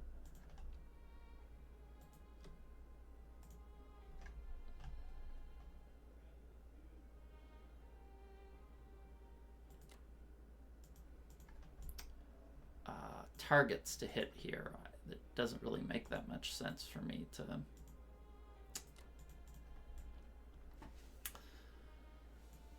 keep the fighters in range of Moscow. I guess I could keep them in range of France, but I don't think he has any business stacking France. There's no way. too much crap.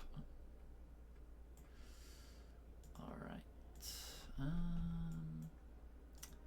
I think I'll actually send an artillery over instead of the infantry. Right. Actually, do I even need to? 8. I guess I can send 1 infantry over here.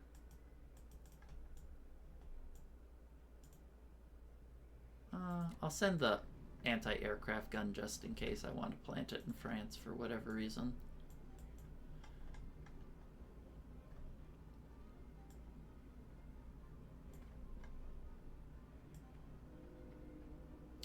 Well, interesting game. I kind of feel that I still feel a little behind, but I think he's starting to give me a gap to get back into this game by letting me med-shuck for so long. Keeping this stack here in West Russia I don't think is worth losing Caucasus. Not that I'm saying he can't stack Caucasus, Karelia. And next turn I should be able to stack Karelia if I want to.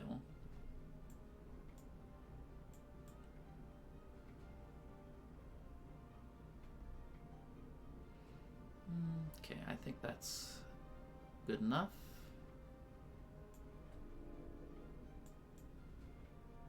There's no transports here, but yeah, I guess there's no transports there, so I don't really need to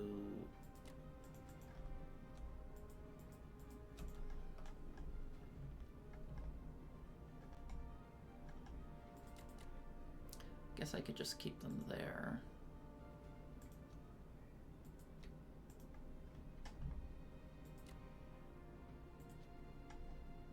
Trying to figure out the best way to move these fighters around to where they can do something.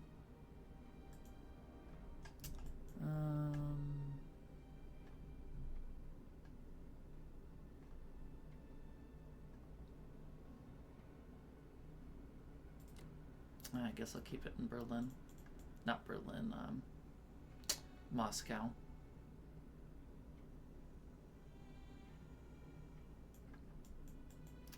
Alright, let's call her there.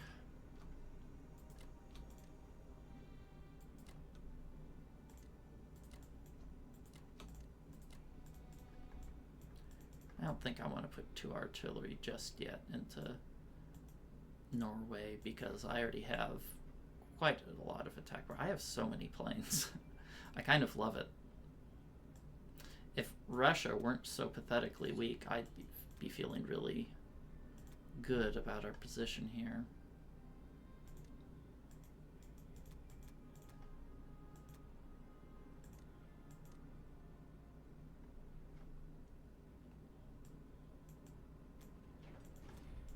Alright, let's retake Caucasus, hit Novembrus, because I plan to take this with the United Kingdom. Want to hit Novembrus to hopefully delay them from getting Vologda income next turn, assuming he doesn't kill the Archangel unit.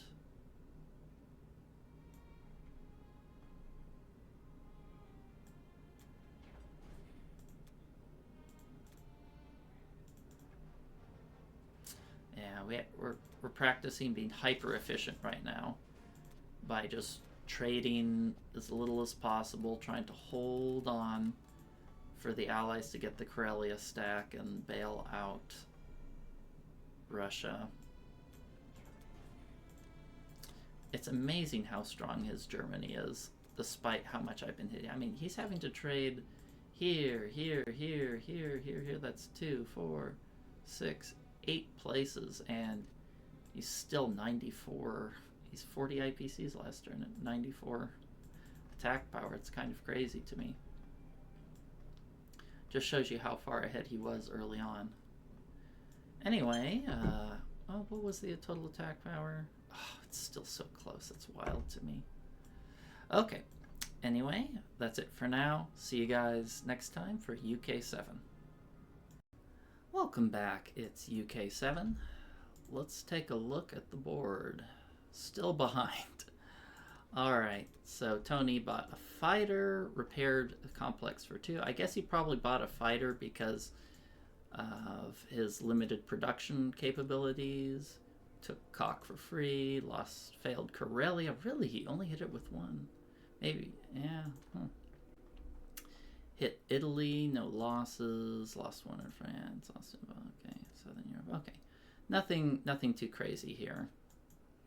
Alright, so this turn I'm buying 9 land units and I'm buying a fighter instead of a bomber. And the reason for that is I'm starting to get a little concerned about the safety of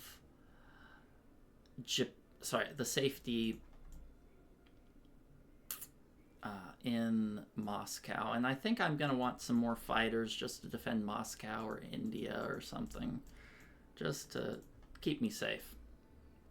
So let's lock that in. Alright, so let's go for the usual attacks.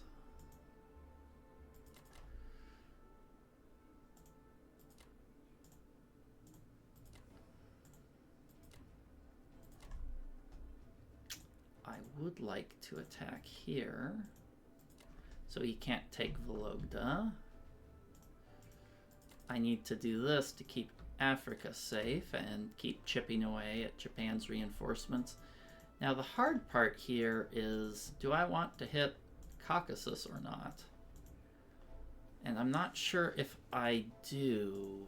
Well, I obviously want to hit it, but the conundrum is that if I capture it and I don't block Kazakh, Japan can blitz in, and then they get 4 IPCs as well, which really, really stinks.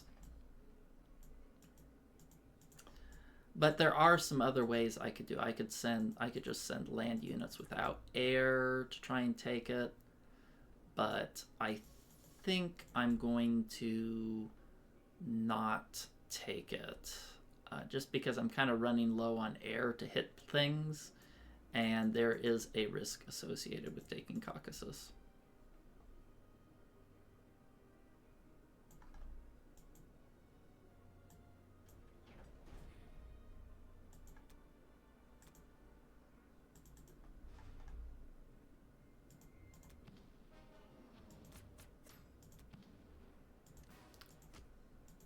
Okay.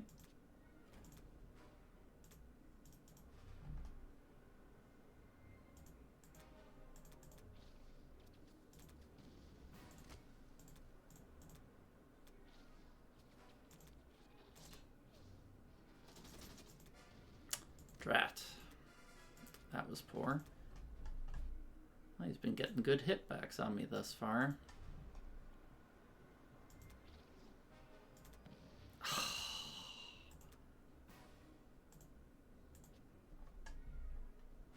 Is it worth continuing? I think it is, to deny him that income. Oh, thank goodness he missed.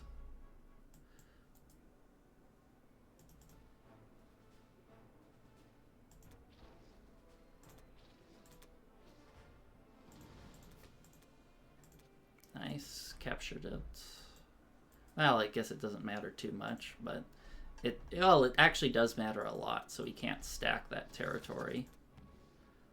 Oh, man, he's been nailing me. Man, this has been a really bad turn. Minus 20, yeah, I barely made a profit that turn. That was nasty, let me tell you. Okay, well, let's move the bomber here so he can't keep these guys naked. Guess I'll move them out of range. Whew.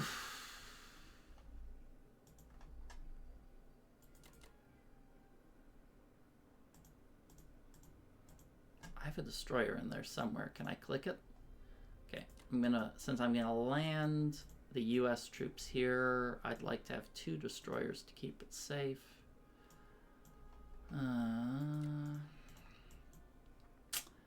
I have to reevaluate how safe India is. So you can hit me with 6 infantry, 3 artilleries. That's a lot of planes. 4 and 1. 4 fighters, 1 bomber.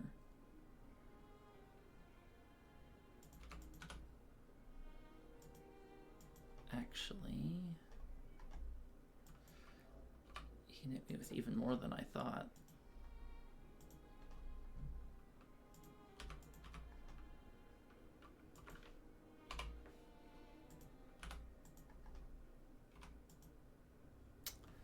Shoot, I don't think I can afford to send these guys out.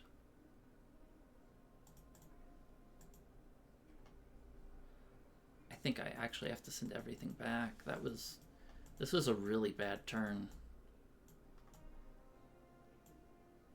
Really bad. Because,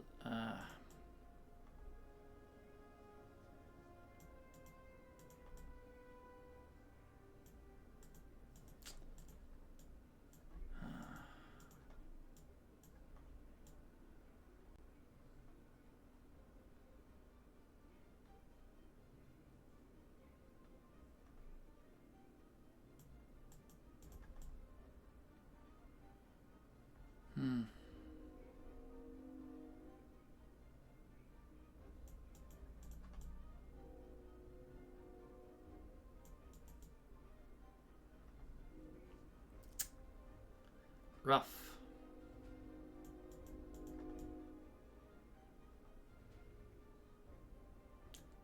Guess I could blitz a US tank through here if I wanted.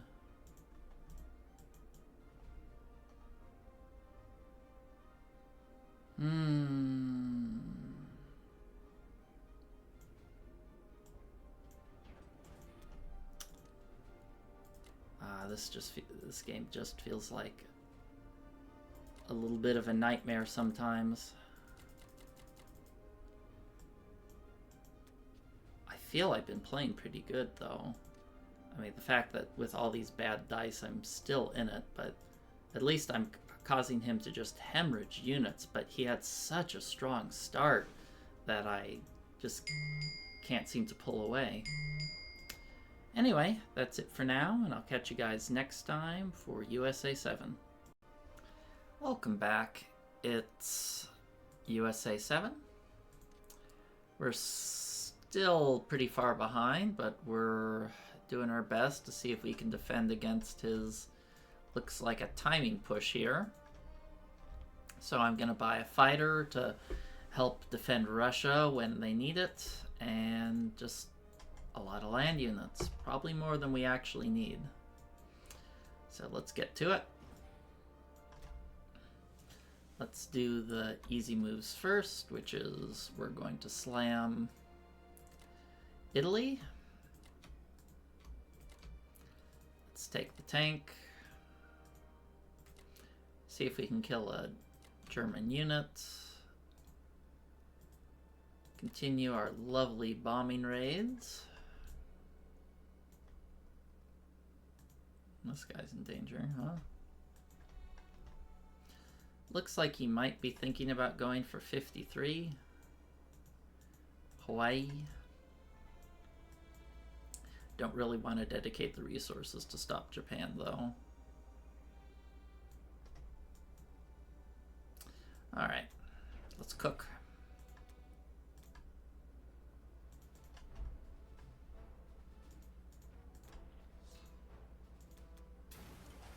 Nice.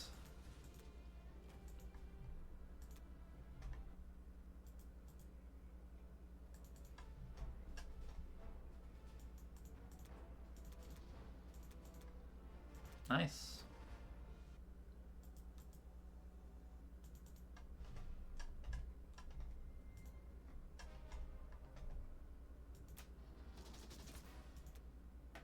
Great, got the income too. Okay, well, perfect round. Can't complain about that. Okay.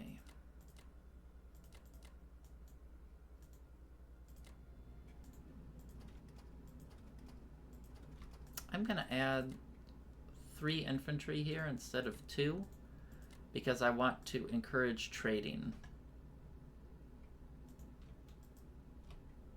Oh, actually, those guys have to go there, huh? I want to encourage him to trade. So if he says, hey, if you want to do an all-in on Russia, you're going to have to be 2 or 3 infantry less than what you'd normally be, because you can't really reinforce too well.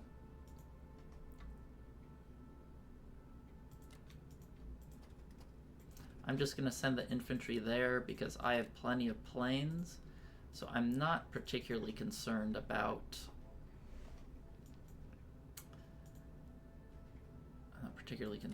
him. How do you say it?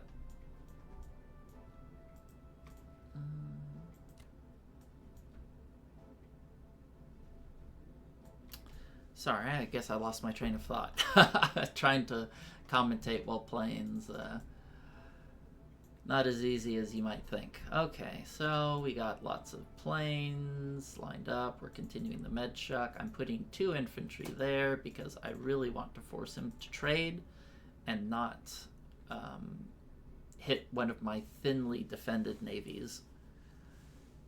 He doesn't have that many Japanese air, and I'm going to try and take advantage of that.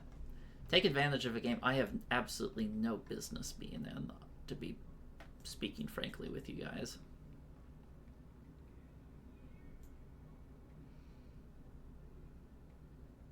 Let's see, what's my defense profile at? Default, that's good. Shocked he didn't hit Kazakh last turn. It feels really weird that he didn't do that. I think that's a mistake. He didn't hit this with Japan. And he's trading so lightly. Why is he trading lightly instead of hitting like 2 here, 2 here? I can't trade that much. I don't know.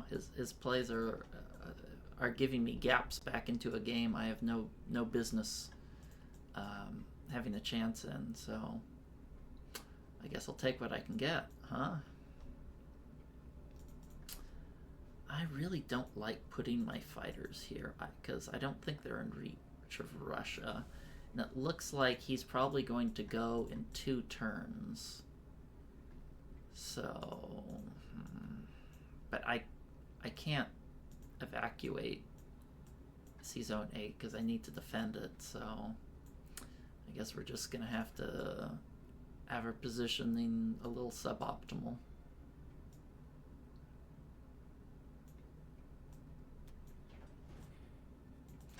Okay, I guess this is okay. I was considering whether I should put some guys in France to make it a more annoying trade, but I think at this point it's better that I just get this Karelia stack as bulked up as I can.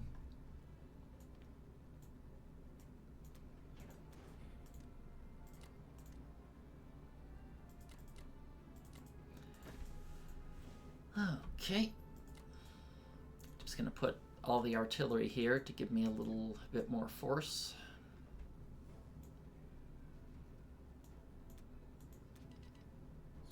No, he's been getting some fortuitous bombing raids off on Moscow, hasn't he?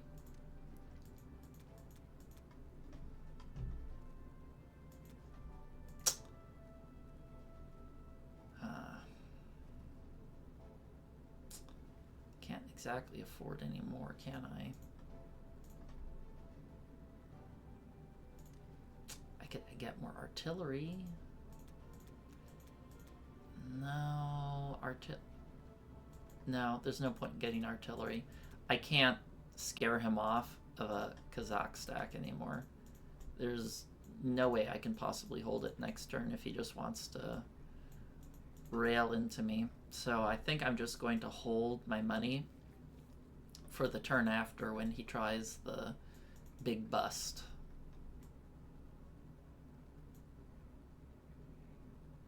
So I have the maximum defense possible, or I could get another anti-aircraft gun. That might be reasonable. How many planes does he have? Not as many as you might expect. He has 1, 2, 3, I think an AA gun is still a worthwhile purchase. Let's change my defense profile to anti-aircraft protection.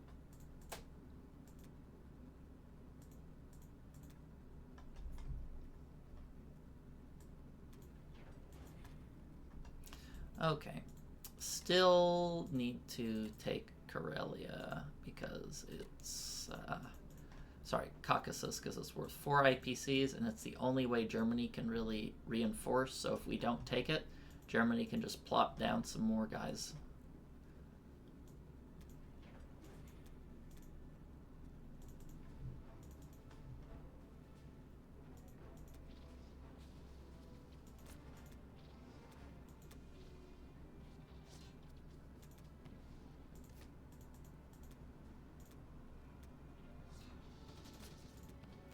Well, that was not the best rolling, but we got the job done. And I'm going to put 1 infantry there, so Germany can't take that for free.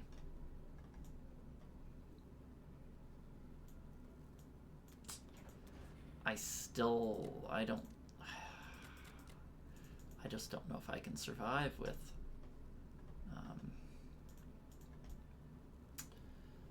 against this 2-1 attack here. He's just so strong with Japan. Look at that. Look at this huge amount of units he's coming in with. I've just been behind too long. Like, I think our IPC count should be... Yeah, we finally pulled ahead in attack power, but the problem is Russia's just really weak. Look at that, 47 attack power to 130. It's just... His early lead is just too big. And I think we're going to have trouble recovering. But we'll see. He might make a mistake. We might be able to get some weird Berlin YOLO off or whatnot, but we'll keep playing and see if we can make a miracle out of this game. Alright, that's it for now, and I'll catch you guys next time for UK 8. Welcome back. It's UK 8. Let's take a look at what Tony did. So, looks like he hit France, killed 2, lost 2, hit Italy, hit Cock, Bello, failed Southern Europe, and lost out. He got some pretty heavy hitbacks this turn, and we need that with how far behind we've been. Okay, so this turn, it looks like he's going to try to hit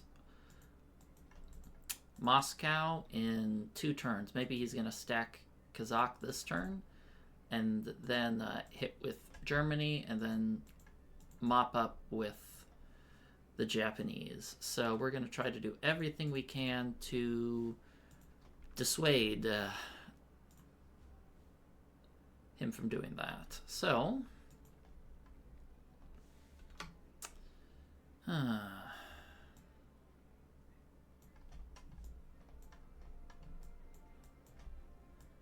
it's going to be tough.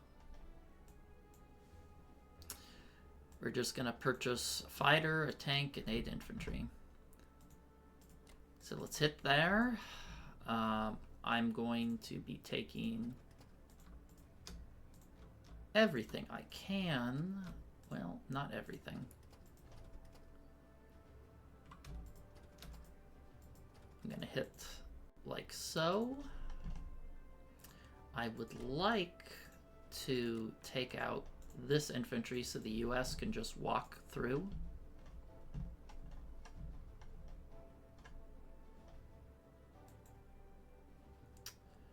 I'm going to attempt to capture here.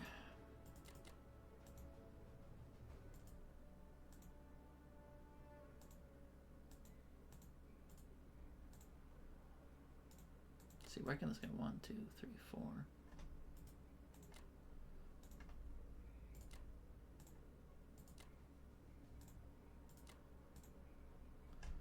And I guess I can use the extra tray to bomb him.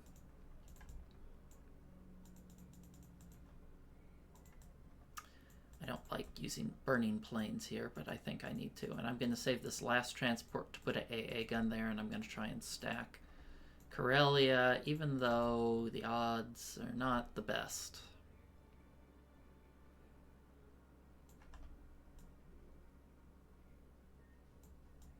Well, let's get to it.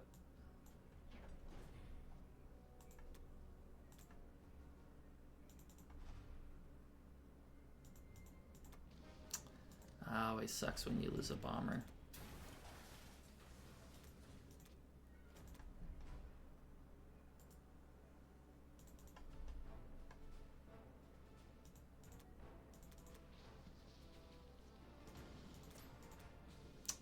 It actually really hurts our odds, him getting that hit back. Actually hurts our odds a ton.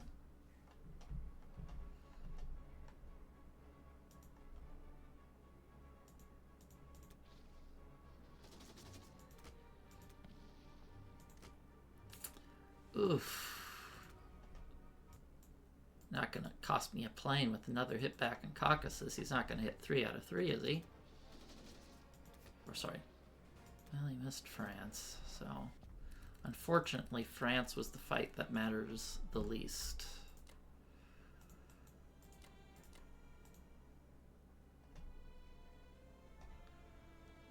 I'll still keep a bomber here.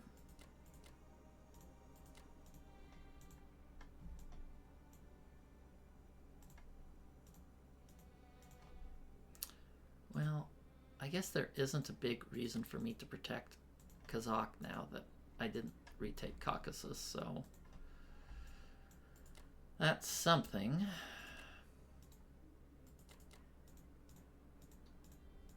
I mean,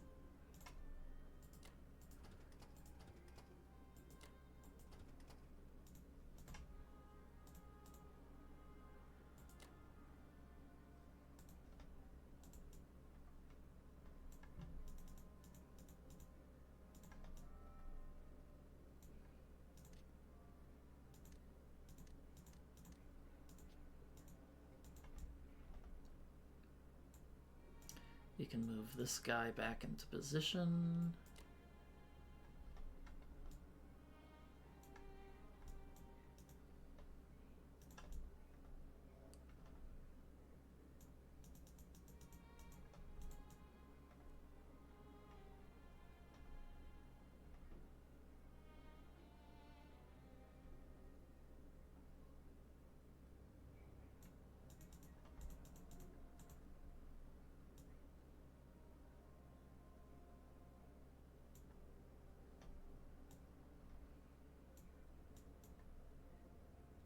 I think that's all I can do.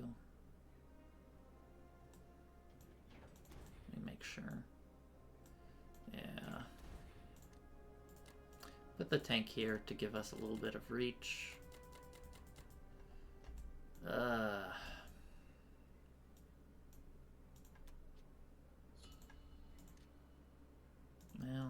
we're getting close to coming back to even. The problem is I don't have any idea how I can survive this Japanese hit. Like, he has so many units. So many units.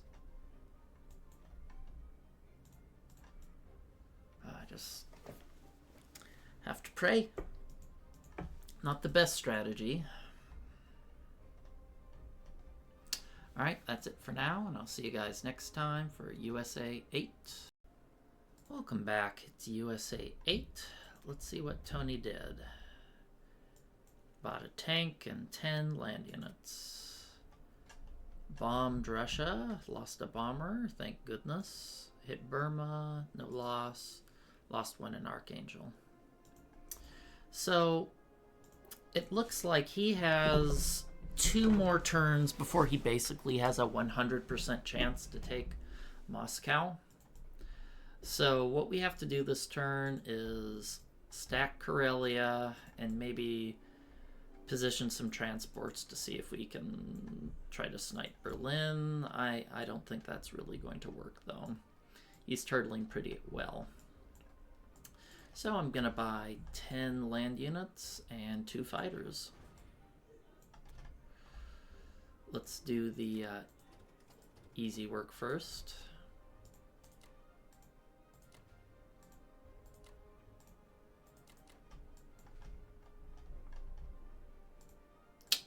I'm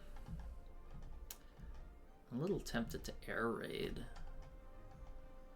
something here, but I don't think that's the best idea.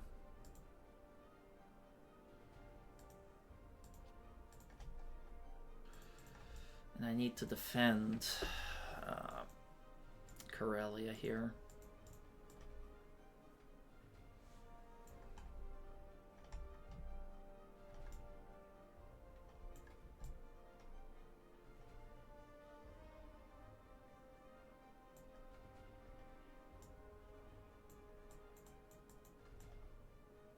I think that's the best I can do.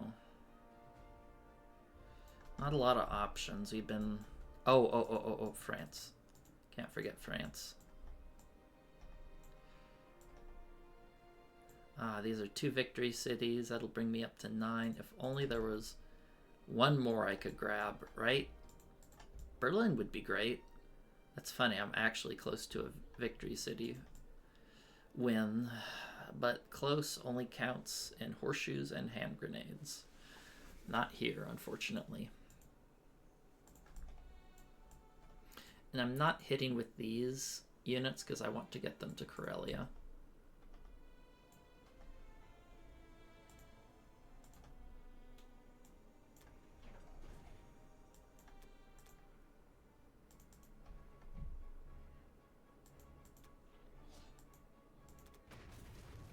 That's a juicy one.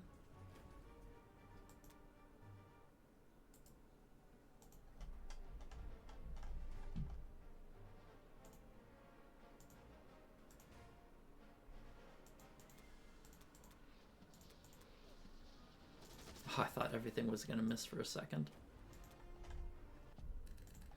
Alright, let's take this guy, put 1 unit there for good measure.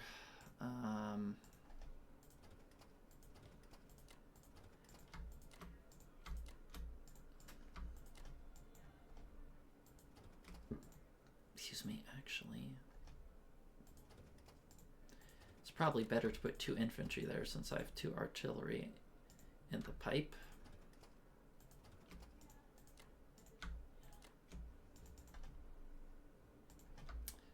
These guys will all scoot on over.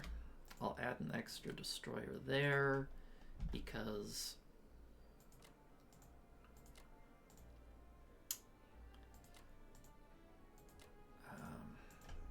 I'm not going to have my fighters there to defend it anymore.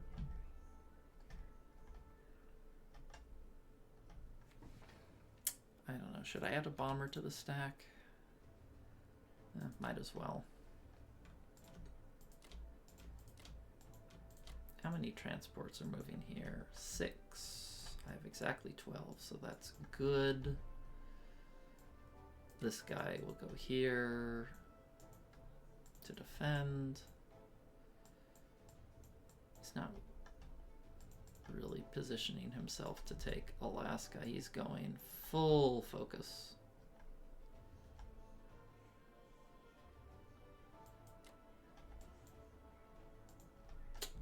I believe I should have just enough to make this an IPC negative trade for him.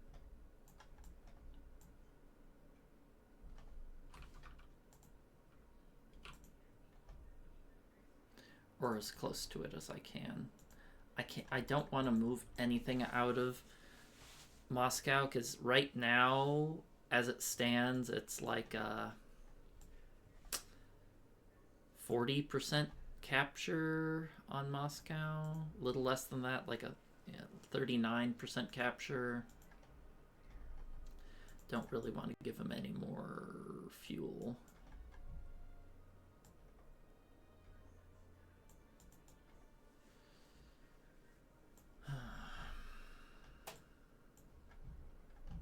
It's funny, I'm so rich as the US, but I just can't put it to use to help Russia. This game should not be this close with how bad our start was, but we're trying to make the best of it.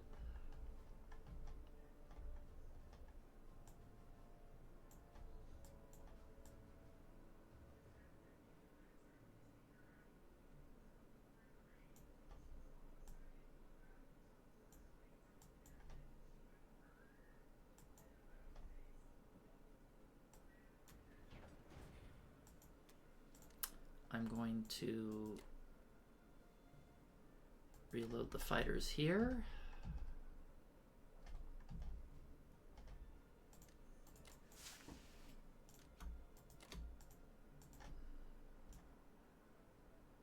I guess this is more units than I actually needed, but I don't want more than 8 transports. It's actually kind of hard to spend my money.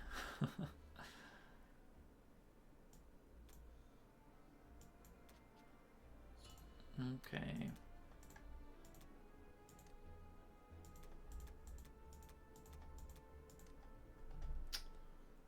How many am I in? 6. I repaired to 6.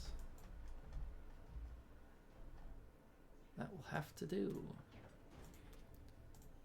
Okay, we're going to hit the tank because it's available. It's high attack power, and I'm going to use an artillery just because we're trying to maximize the odds of killing it rather than cost efficiency. Artillery defends it the same as an infantry, so that's how I'm going to trade it out.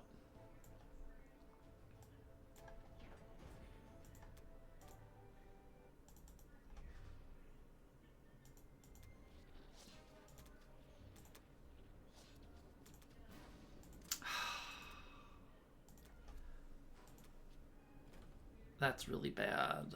That just bumped his odds of taking it by 10%. No breaks for the wicked, huh? AA protection's on. No rest for the wicked.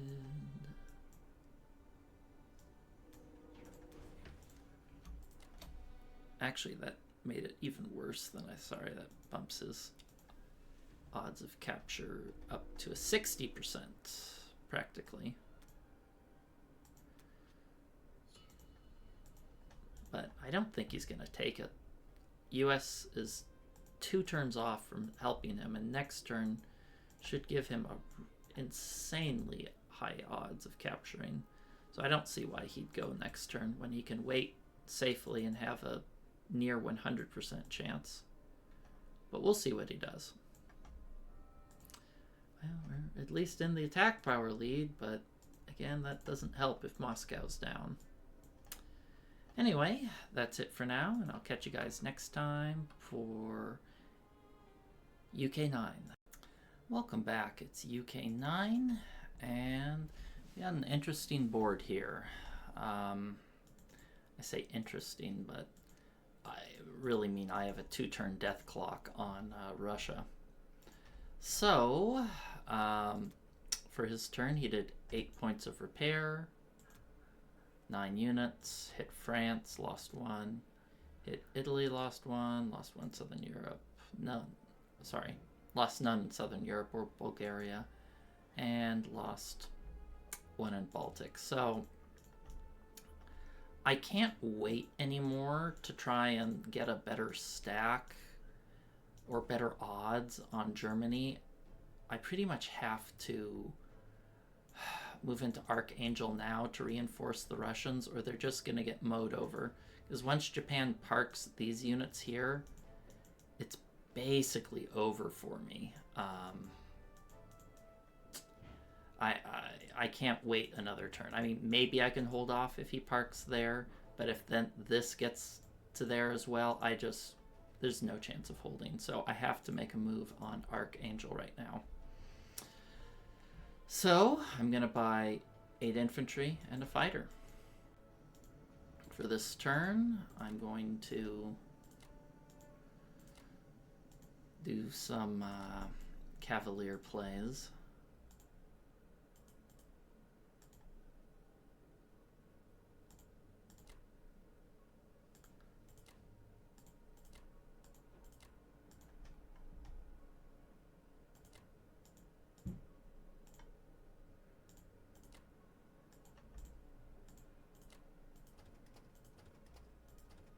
I'm going to try to keep trading with UK as best I can.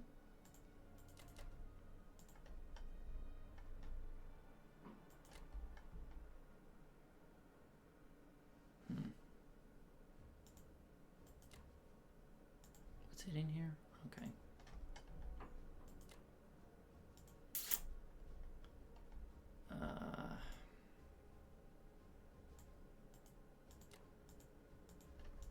This is the best I can come up with.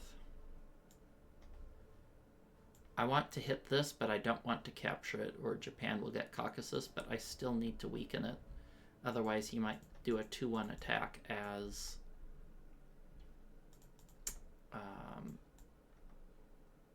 Japan and Germany. So I hope he actually gets a hit back there. Perfection is not what we want.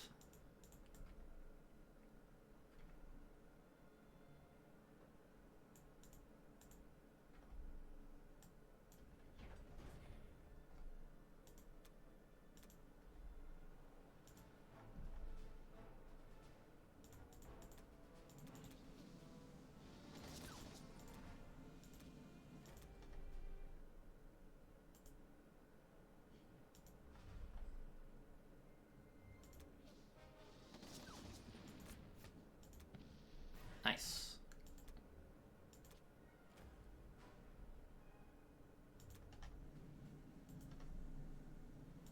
That was the perfect result for us to lose 1 infantry. Ooh, losing the infantry there sucks a little bit.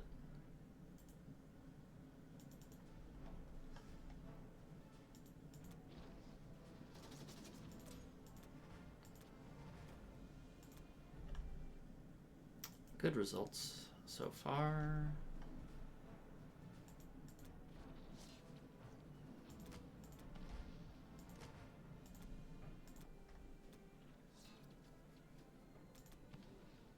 Well, that was suboptimal. All those guys couldn't get a hit, huh? Well, I don't know if I'm happy with this round, but I suppose I don't have much of a choice.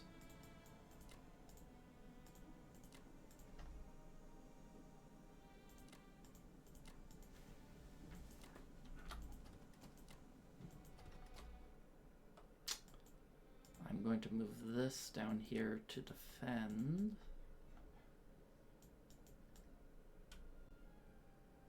I think I'm going to have to end the med shuck here, whether I want to or not. I will... Should I move this AA gun here? I think I will. Make him choose if, you know, if he wants to risk this with planes or risk failing Novembrisk. Really wanted to, but don't always get what you want.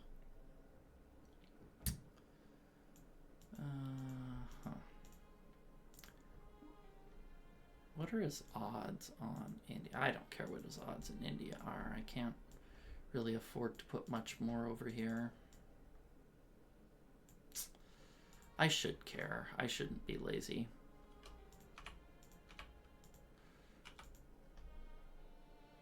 What am I gonna have? Yeah, don't be lazy.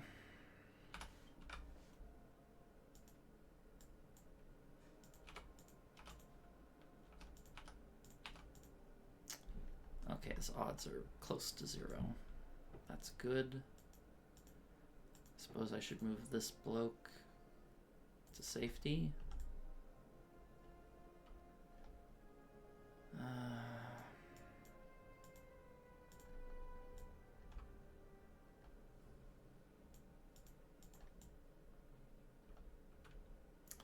Is this the right move, moving everything here? I think it is.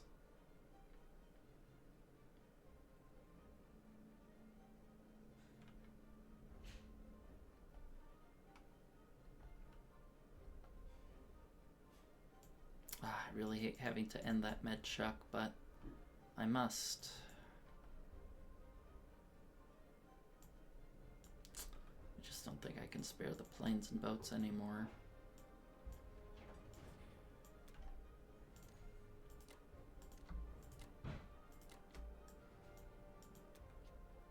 Alright, that's it for now, and I'll see you guys next time for USA 9.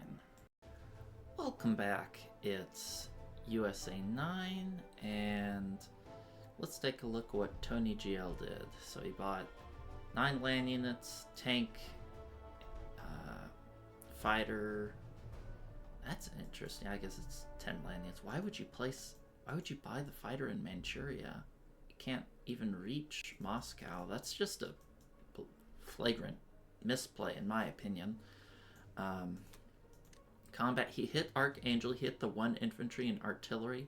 Looks like we got 2 AA shots out of that. 2 out of 2, so that's pretty sweet. And he failed Vologda. So, I spent a lot of time thinking about this turn. I can do a couple things. I can sit here and build up. I can't really stack Archangel without the USA Germany smashing us with really good odds. So my options are I can wait, or I can hit West Russia at a IPC negative strike, which is what I think I'm probably going to do, because his Moscow odds are getting really scary, and I can't really wait 1, 2, 3, 4 more turns for the USA to come into the rescue. So we're gonna hit this. It's gonna be like a -5 IPC attack with a 1-round strafe. I can't really help it. We gotta risk it. So let's go on with the purchase. Do I need that many artillery? Actually, I have quite a few artillery. I don't know if I need that many.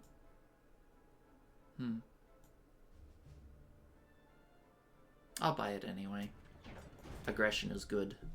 So let's first do the France attack. I'm going to transition these guys out of the Mediterranean. Oh, I'm actually sending 1 guy here to hopefully force him to send units back, not at Russia.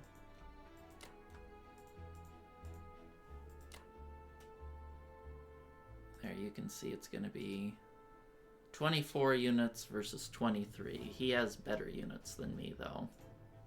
And I do want to take this from him.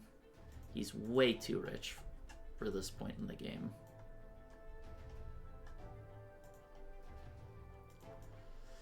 Okay, hope I get lucky, because if I get unlucky, the game will probably just end, but I don't have a choice. I have to take this hit, or you can just take out Moscow, no problem. He'll just shift these guys down to Caucasus, do a 4 artillery buy, shift his planes here, the tanks here, hit Moscow in a 2-1 attack, and I can't do anything about it. This is my last chance to shave him down if possible.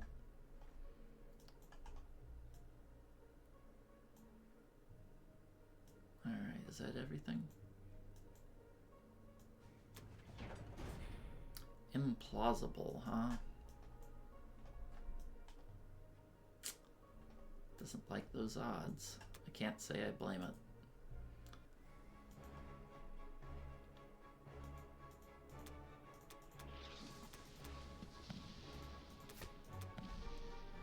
Well, that wasn't great. Okay. That was supposed to be like a 83% capture, but I guess if I roll doo-doo poopy dice, it doesn't matter. Okay, let's hope we got the bad dice out of the way in France, and this one can be a little bit better. That's a good start. Wow, that was terrible. 3 out of 10.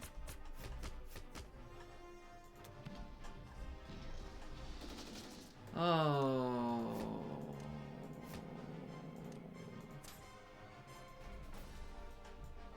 He hit back like a champ. 6 out of 8.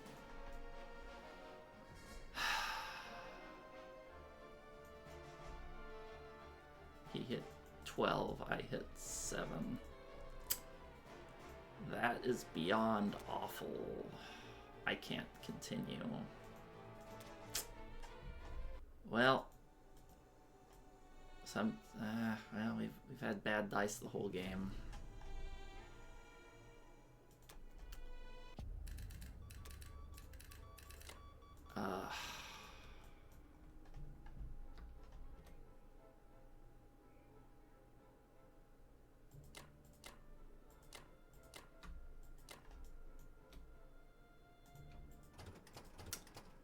That was truly awful. But I still have to move those guys up.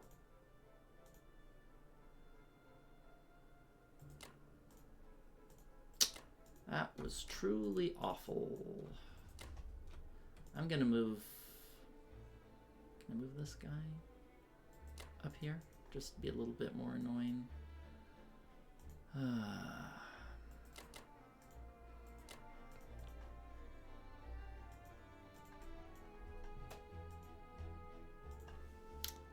Supposed to be a -5 IPC attack, not a -20 something.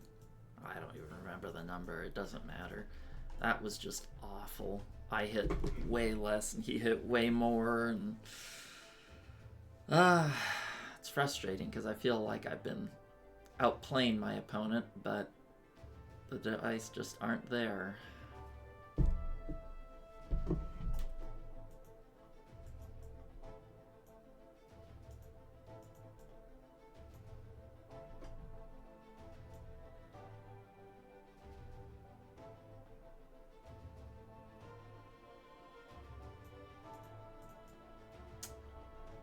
Should be safe for another turn. Ish. I guess I can strafe this with Russia. What are my strafing odds here? If I hit with everything, it's a 0.5% to capture. I should definitely hit that. Maybe I should just give this, give all of my fighters here. No. How many units should I lose? Give me a minute. I need to run some numbers. Be back in a bit. Okay, I'm back. I ran some numbers. Based on the average, I should be able to hold at least next turn no problem, but I certainly haven't been getting average. So, added a few extra fighters to Moscow. I added one fighter here and here just to make sure these territories are safe. I think I'll even add an extra destroyer there just in case he wants to try to go for some YOLO play to conk me out. But anyway, let's wrap it up.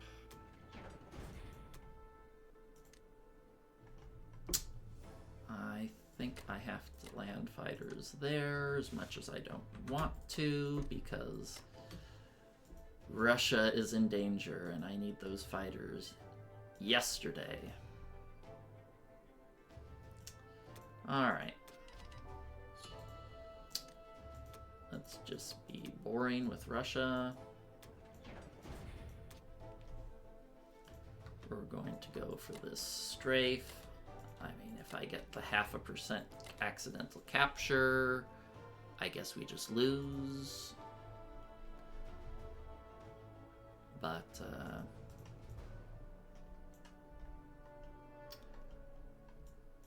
we have to take this. It's a 20 IPC profit strafe.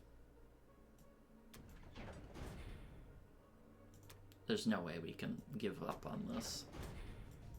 Especially after that horrible USA attack.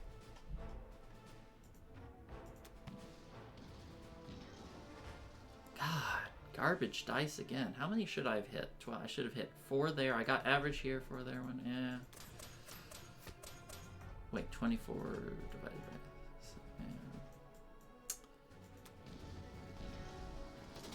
by... Ugh. Well, he got average. Let me think.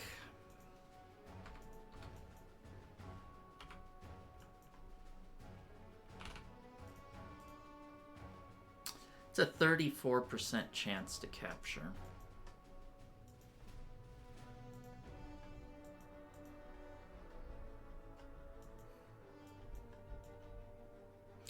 Do I risk those odds?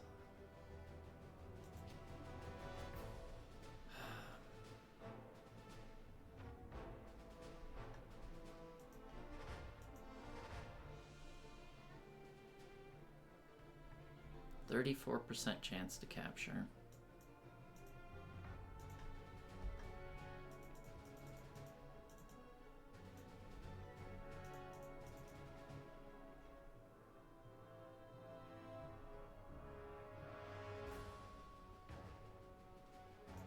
What's the score looking like?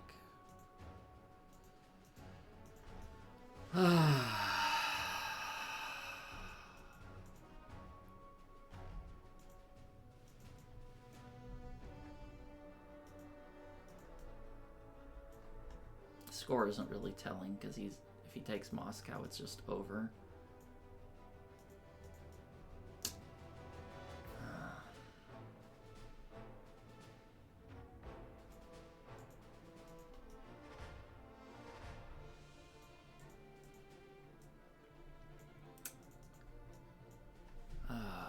This is a tough decision. This is a tough decision.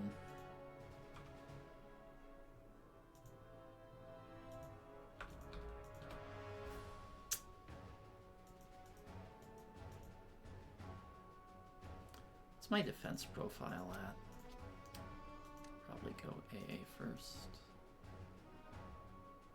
No, I can always change that later.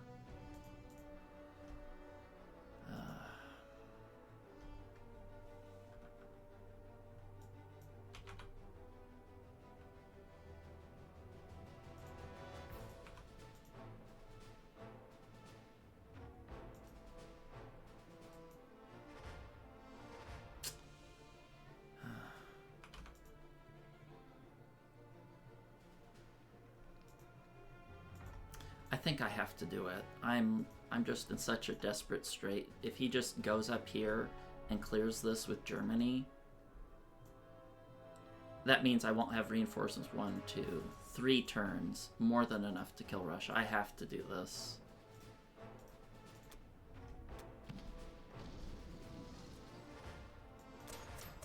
I got the 34%. Got the 34%.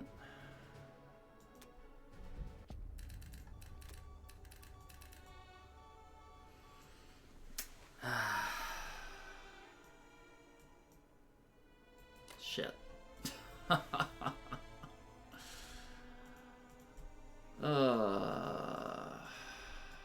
had to do it though. I had no chance of holding if I didn't do it.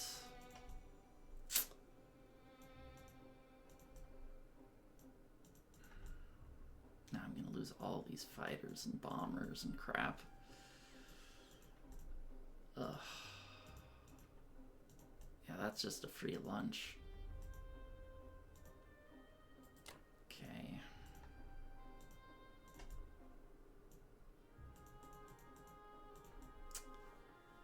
I have to change my attitude here. So let's just turn that to default. The game's probably over if he's intelligent. He'll just run into here. I'll have no way of contesting. But if he's dumb, he might not properly defend Germany and just try to... I don't know what he could do that would be so silly to let us win in this situation, but I can't really play the game here based on logic. I play the game here based on him being dumb.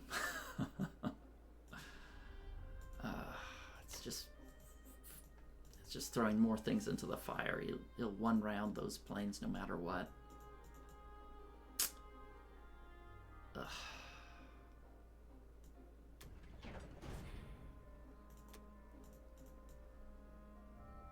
Yeah, maybe I can just set some sort of Berlin all in, but oh, losing 8 fighters is not a good thing.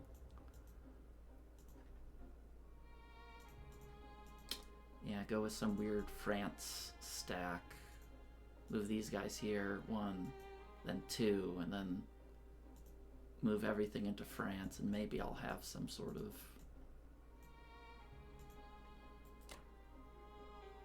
chance. But yeah, I just have to abandon this. There's no saving Berlin. Or Moscow, rather. Yeah.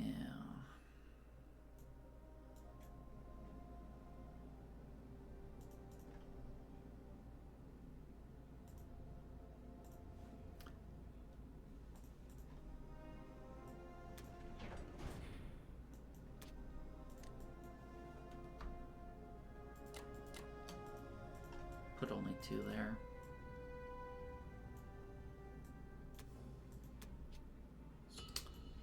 Ah, look at the score, I'm ahead. But not really. Anyway, that's it for now, and I'll catch you guys next time for UK 10. Okay, welcome back. We got a right train wreck on our hands here. Got 92 IPCs of USA planes going in the gutter. Small losses. So I'm just gonna buy 8 land units and a fighter, and we're going to do the best we can. I didn't say we're going to do well, I said we're going to do the best we can. I'm going to take these out to try and prevent the Japanese from hitting something. Should I take those out with the UK?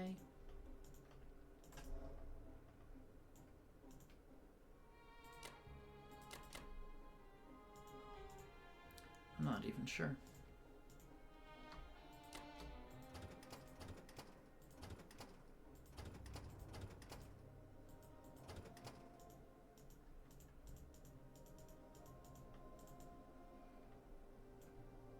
And I'm certainly going to bombing raid to the max.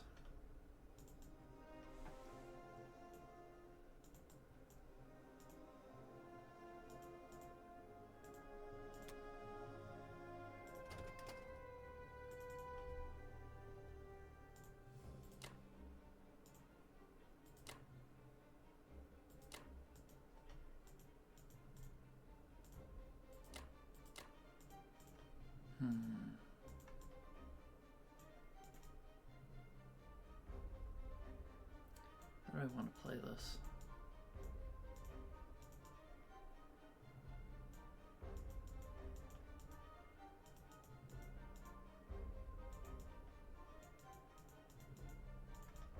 Maybe I'll just spread my units all over. The US will guide here. Maybe I'll drop some more infantry in Baltic states.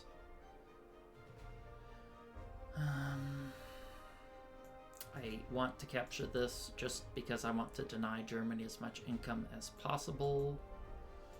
And Japan's going to take Moscow, so they'll have plenty of production capability anyway.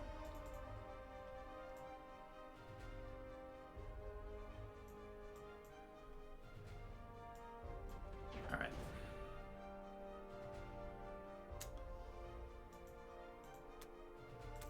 I mean, we've probably lost, but I'm going to do the best I can. That was good. I'll take it.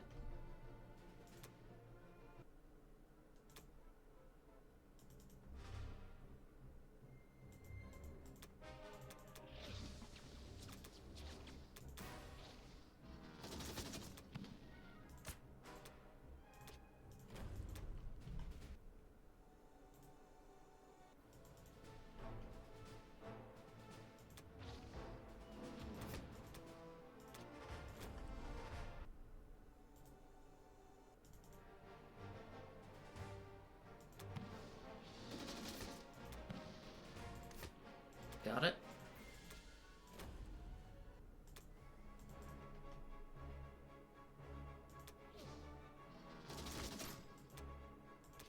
Got it. Alright. Gonna put a blocker here. Let's move the bomber somewhere safer.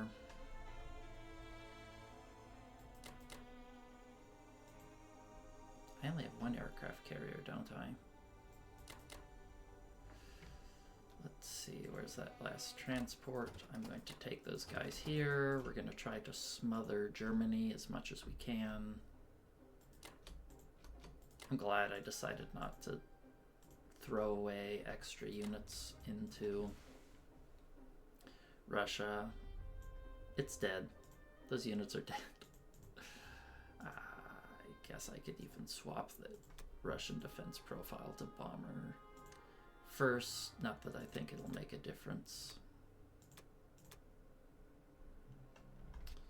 Reset that profile. India, he can take it. I am not going to try to stop him.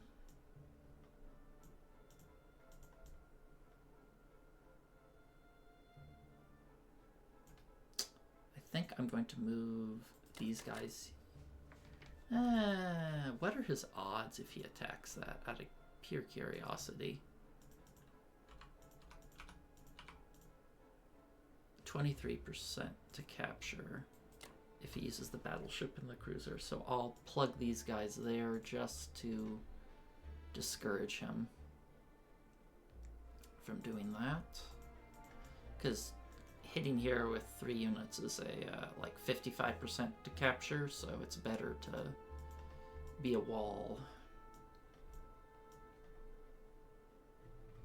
Getting all our planes in range of Germany.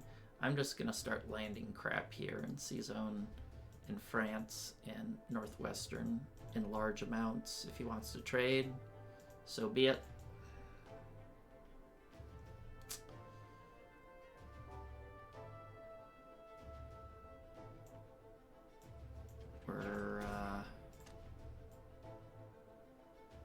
Oh yeah, I'm gonna defend here with the US. I'll put a marker there. I was like, oh, how could I leave that undefended? But it's not really undefended. I did calculate that one out. Because he has no Japanese bombers.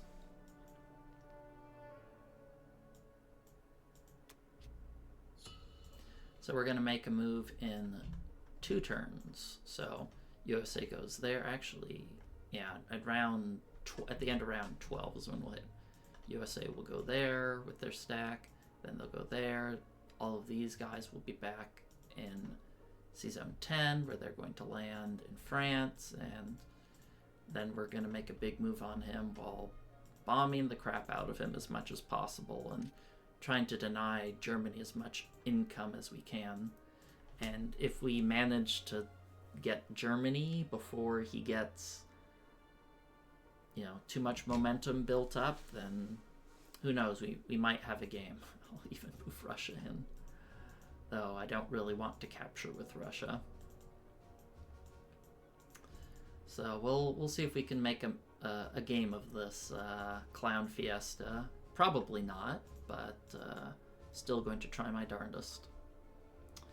Alright, well that's it for now, and I'll see you guys next time for USA 11. Welcome back, it's USA 10. Let's take a look at what Tony did. About 10 land units and a bomber. It looks like he took Burma, no losses. Smashed a ridiculous amount of IPCs in Russia from that failed attack. I don't regret going an extra turn there. It's just a shame that it had the results that it did. Hit Persia, lost 1, lost none in Caucasus. So basically I have 1, 2, 3. On USA 13 I'm going to hit Berlin no matter what.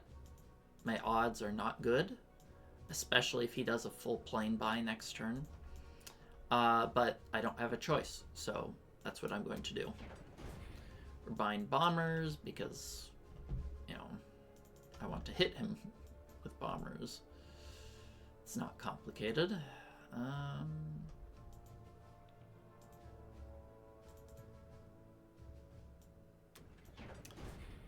Map note. AA first. Defend that sea zone. Got it.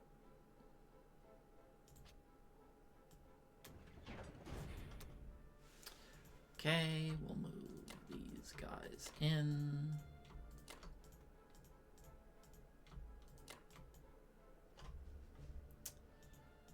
Let's move them up.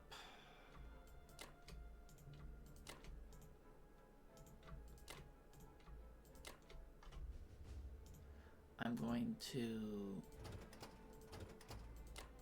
move those guys there. I just want to force Germany to trade.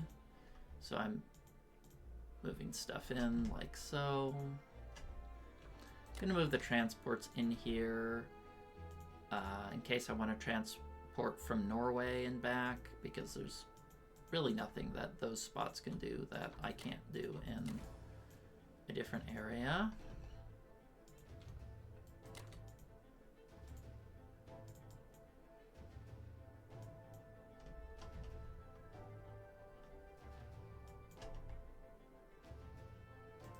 I guess I'll just keep the aircraft carrier and friends here. This is plenty defended. I don't even need to look at it.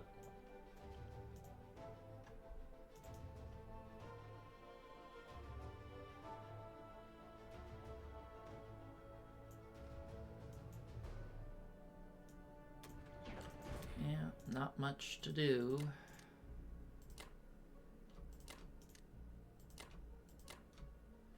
We're just going to try to do an all-in and hope it works out.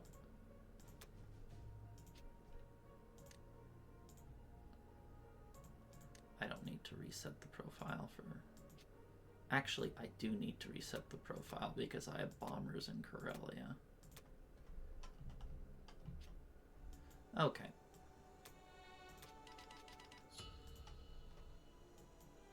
Alright, for combat, we're not going to do anything. I'm going to save everything I can to just do a suicide punch into Germany.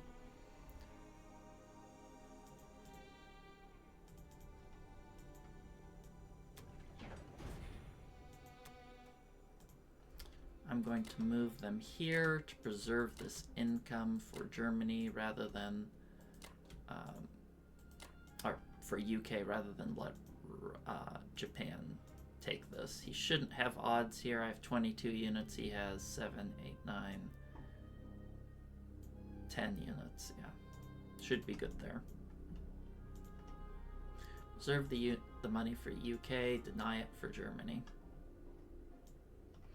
I'm moving these guys up here just to try to force Germany to trade because I'll get more value out of my guys defensively than offensively.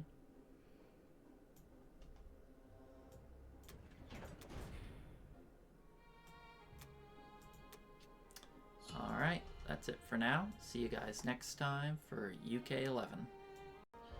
Welcome back. It's UK 11.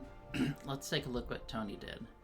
He bought 8 land units and repaired 8 points of damage, 25 IPCs for Germany, which is good. He got a super clean kill in France. He killed 4 units and lost 1. He only hit it with 5 units himself, so he got a good roll there. We got a good result in Northwestern. Killed 2, lost 2. Let's see, Baltic, we got a great result. He lost 1, he lost 3. Poland, he got, killed 2, no losses. What did he hit Poland with? So he got a little bit mixed bag. He had 2 good fights and he had 2 bad fights. Anyway, what I'm cooking here is I'm trying to maximize the amount of damage I can do to him for the all-in next turn. So I'm going to buy 3 artillery from the UK and a bomber. And I'm just going to dick around a little bit here in Persia to slow down his march to take over Africa. I mean, I can't stop it. I could stop it, but I'm not going to because I need to kill Germany. Um, I'm going to do like one of those little suicide bombards.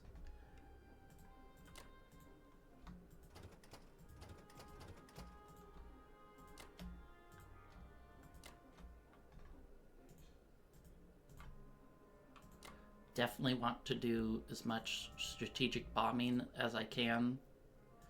I'm a little tempted as to whether I should hit this with planes. I don't think it's worth it. If I had more planes, I might do that. Because 2-1 attacks are just inherently extremely inefficient, and you don't really want to do them unless you have no choice.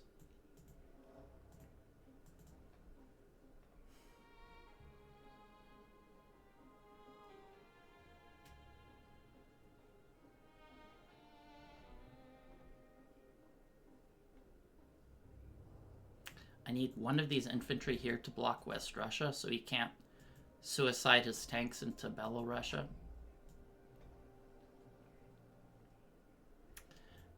Trying to decide if I should land some guys here to discourage him from doing like a big strafe, but I don't think it matters much. He'll get odds on one of the strafes either way.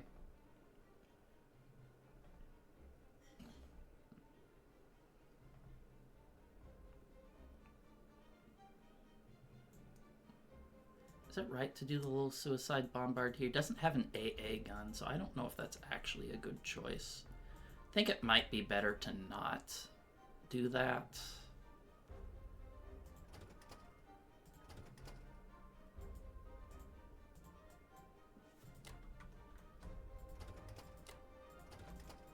Might be better to just put everything here on France.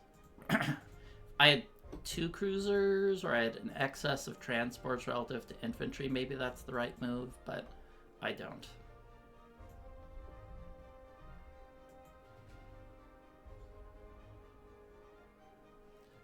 Also a little tempting to just send units back here to be annoying. I guess this guy isn't really gonna get... Well, I think it's also important to leave him 1 here.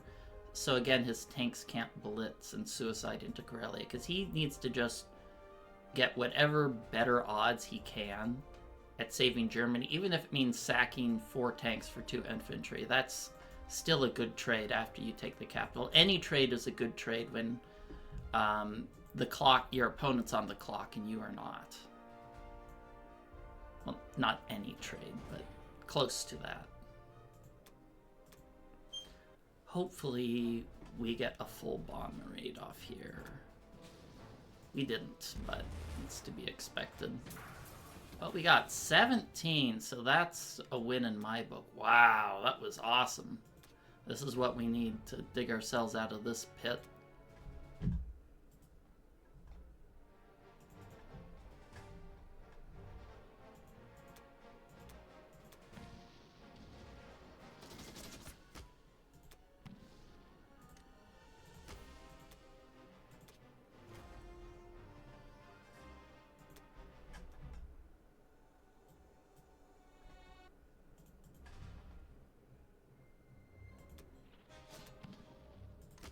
That's unfortunate. Well, sometimes that happens, huh? That wasn't a great round, was it? Minus 25, minus 25. Even's pretty bad. Anyway, I'm going to move all of these guys here. Is this safe? Yeah, Japan has pretty crappy air. So I'm going to be putting like all of the guys here. I'm not gonna risk the bombers.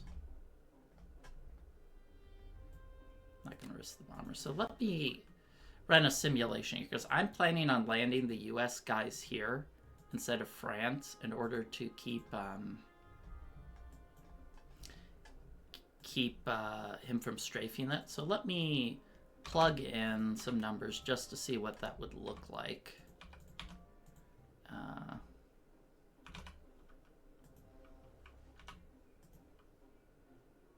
that's a pretty badass strafe for him, no matter what I put there, huh?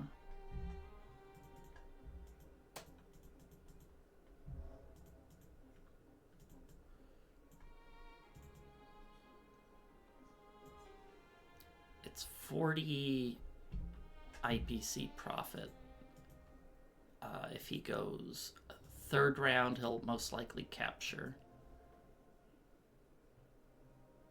I'm still going to give him those odds, though. Because if he does do a strafe, which he should, I'd like it to be as painful as possible for him. And I don't think he can afford to do any strafes at all. One guy here to block the tanks, one guy here to block the tanks. Do I want to do anything with this? I'm okay with keeping these infantry in Australia because his odds actually are better. Or I have better odds in defending him here if he hits it, even with the 2 bombards, than counterattacking. Let's see Zone 8. Does it need defending?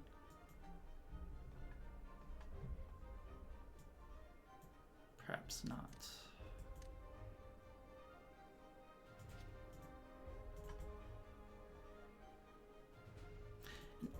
Okay. Remind me to, I'll remind myself. I'm going to hit this with the Russians, just because if they get a hit back, I'd rather the Russians lose units than the US lose units. Even though I know it will condemn this territory to forever being Russian, you know, I'll be able to live with that if it means I take Germany because, you know, he got 1 or 2 hit backs on a US troop instead of a Russian troop, because I sure do not want to take Berlin with Russia. That would not be what we're going for, especially without their capital. That'd be hilarious, but not conducive to winning the game. All right. Let's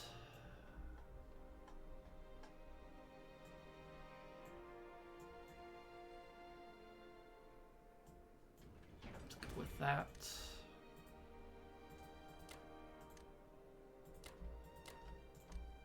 Still want to force him to pay a price if he wants India. But the longer we can delay him taking India, the better it is for us. I mean, we're ahead on attack power. I don't know if that counts for much when we lost Moscow, but I'm hoping to have the best odds possible to hit Berlin at the USA 12. Alright, that's it for now, and I'll see you guys next time for USA 11. Welcome back. It's USA 11. Let's see what Tony did. Bought 4 fighters and 10 land units. Hit West Russia, no losses. Arc lost 1. So I think he made a mistake here. If I were in his shoes, instead of buying 4 fighters, I would have bought all fighters. I would have turned that 31 IPCs into 7 fighters, because he just dramatically increased our odds of capture next turn by not doing a full fighter purchase. So that's a little fortunate for us. Probably not very fortunate, but a little fortunate at least. Okay, so I'm just going to buy a couple land units and 2 fighters. I'm purposely not buying bombers here because I don't want to give Japan a sacrificial target to, like, say, hit Norway and trade their bombers in for it. So, for combat, we have no combat.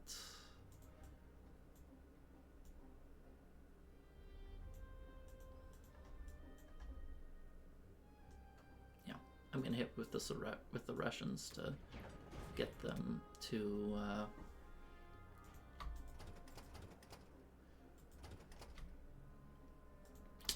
we're gonna tuck all of these guys in.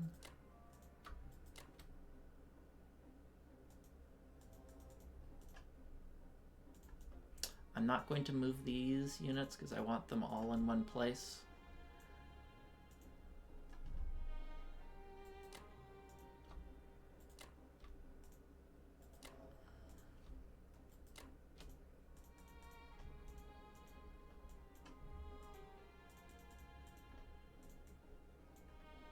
Do I want to load some units, preload them here? Because Japan can hit this with quite a few. I think if he wants to wipe the UK fleet in exchange for some profit to reduce Moscow odds, I'm okay with that. I don't mind if he does that. Let's move this up here to increase our annoying coefficient to maximum.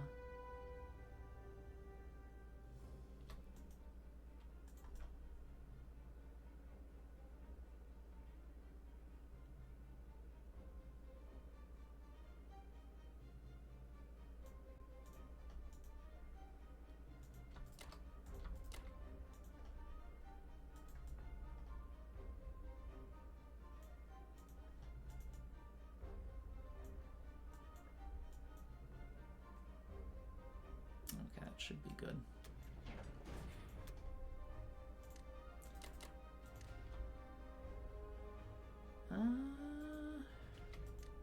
Should I put the fighters here instead? Fighters can at least defend. Yeah, I think fighters will make my odds just a little bit better. Attack at 3 instead of... Well, I take that back. Because artillery basically add 3 attack as well.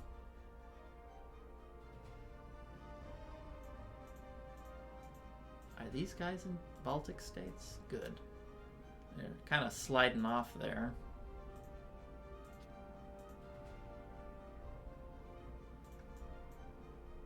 All right.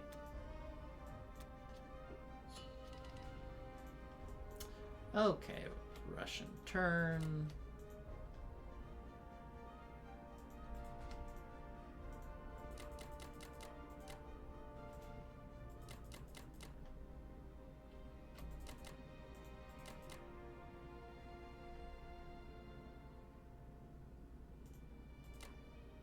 I'm going to park these here in Baltic states to make them get a little bit better hitbacks. At least that's the goal.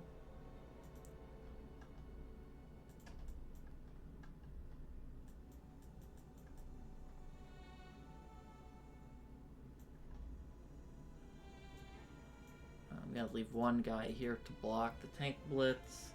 These guys will have nothing to... Man, he's coming with so many units.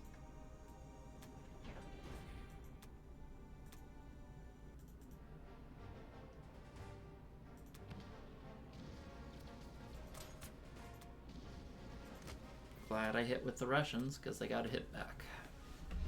Income's not important when you do these all-in attacks.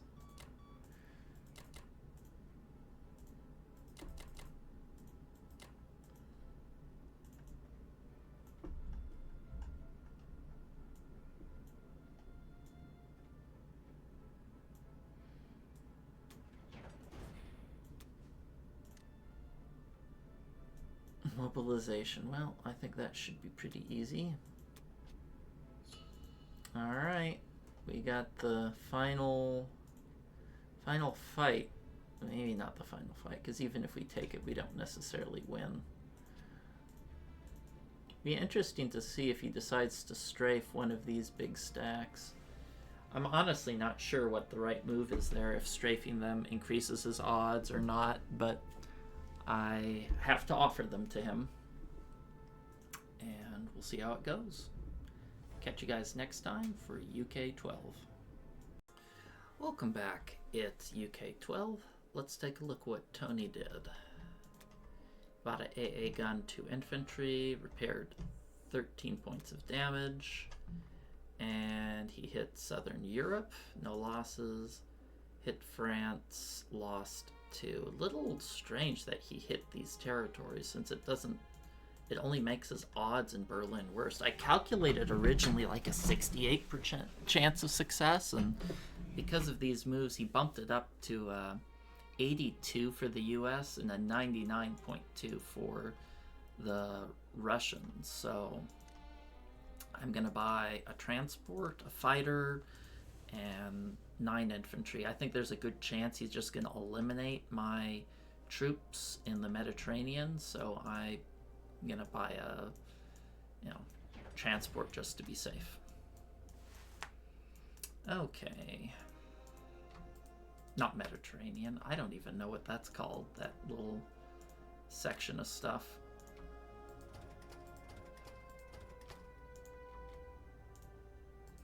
This is the sacrificial first attack.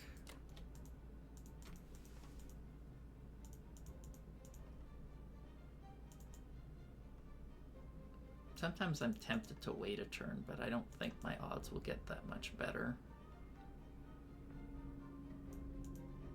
Yeah, I think I have to take it with the US. With all of these guys coming in, that's going to be a tough hold. These guys can just chill.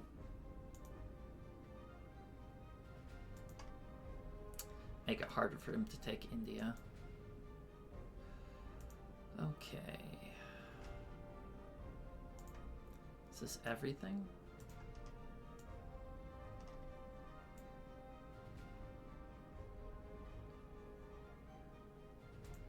Let's rock. Let's hope he went AA first.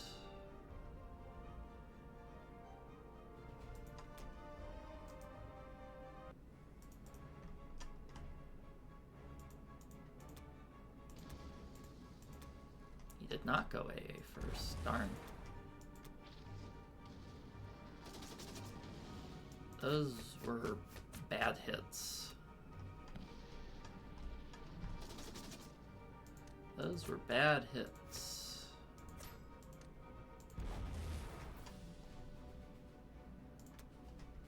Okay, I'm going to readjust.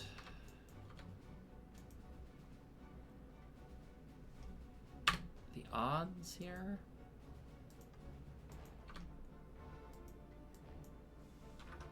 To see what this looks like now.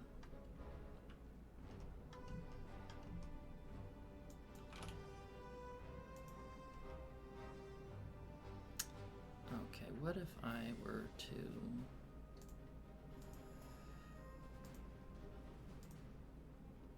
just make it 2 waves?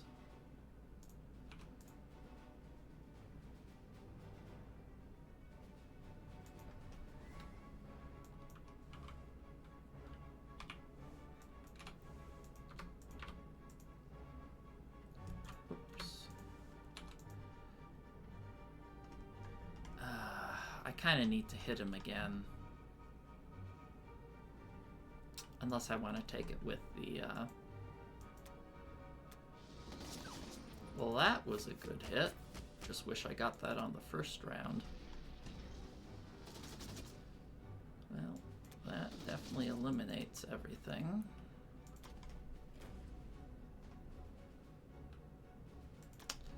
Obviously, that wasn't going to be a profitable battle.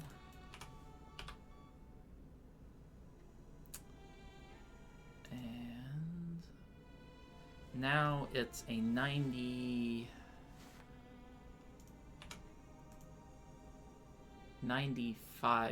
chance to capture with the US, which is nice. Unfortunately, I'm probably going to lose all of these transports, but that's how it goes.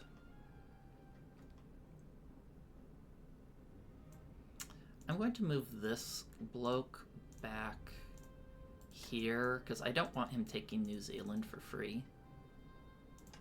And it's not like I have any air to back to hit these with.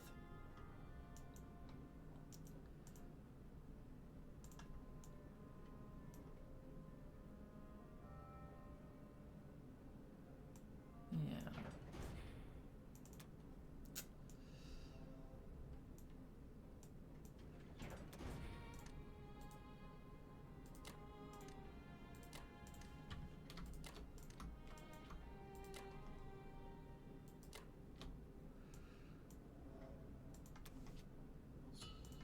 And if he hits this with his Japanese air and I get even one hit back, his odds go down.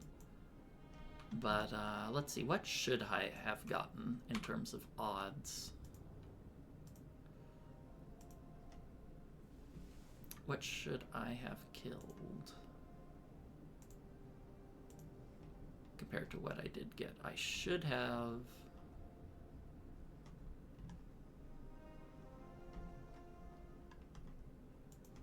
killed 13 infantry. How many did I kill? 15. Okay, so we got 2 infantry more than we should have. That's very good. Alright, well, that's it for now, and I'll see you guys next time for USA 12. Welcome back. It's USA 12. Let's take a look at what Tony decided to do. He bought destroyer bombers and 13 land units. And it looks like he's gearing up to not contest Germany, which makes some sense since I very high odds of getting it. He went for India, which makes sense. Took Hawaii with the naked transport, so that was slick of him. And well, as you can see, we're a little low on victory cities. We need to capture Berlin and France to not instantly lose. A little scary. But what surprised me is he didn't sink this fleet. It only had 3 planes. He could have sunk it very easily for a huge profit, might I add. And he didn't like move everything up to Ukraine and such to try to retake Germany, because he has a lot of units and I don't know, it's gonna take me a few turns to be able to hold, but he's giving me the time and I'm gonna use it. So I'm gonna buy 12 infantry and a fighter. So let's make sure we take France. I'm not going to hit with this last transport because I want to send it down towards Africa, because he's going to start capturing Africa, so I'd like to prevent that. Of course we have to go after Berlin. That's a necessity.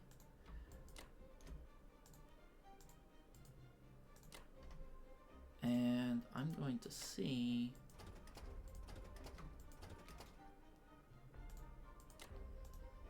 I'm actually still going to bring these 2 transports here.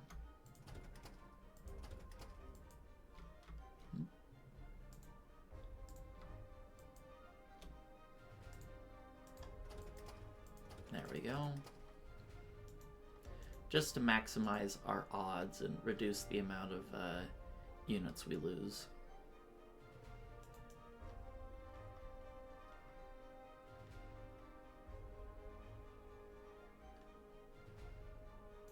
I don't want to hit this. The odds are terrible. I'd rather run away with that handsome sub.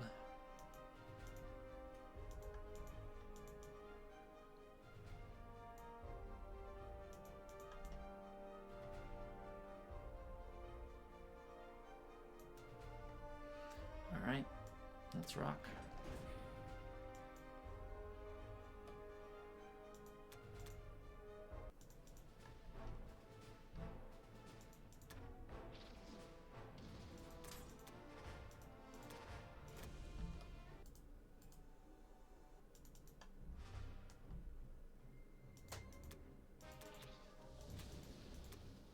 Nice. AA is all missed. How many hits should I have gotten there with 26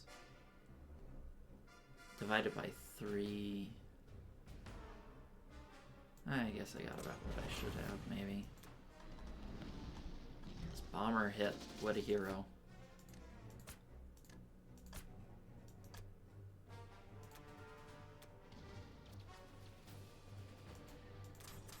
Wow, that was garbage.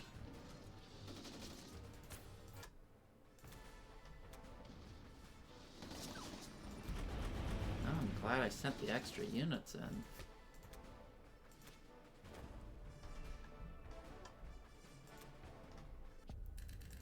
Okay, so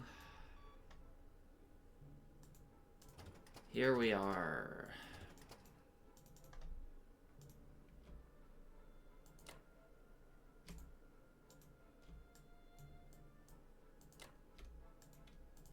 I need to remember to defend Western US. Let's hope I don't forget.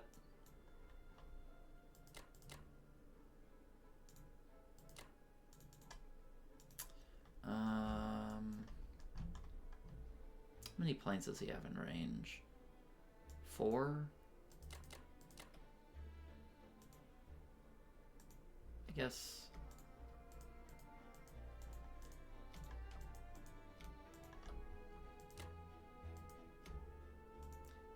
Aircraft carrier there and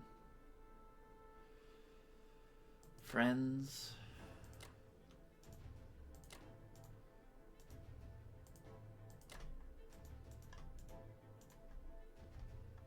This bomber can go here.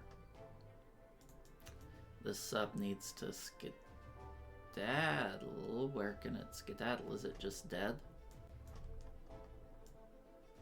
Oh, I think this sub is trapped.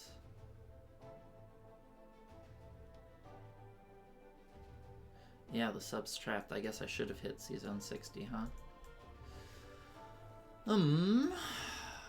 Well...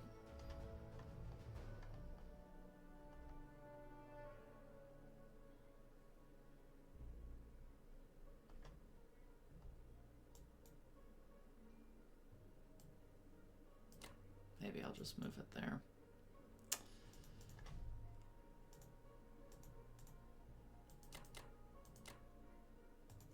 I'm also thinking that maybe I don't want to move too many units here.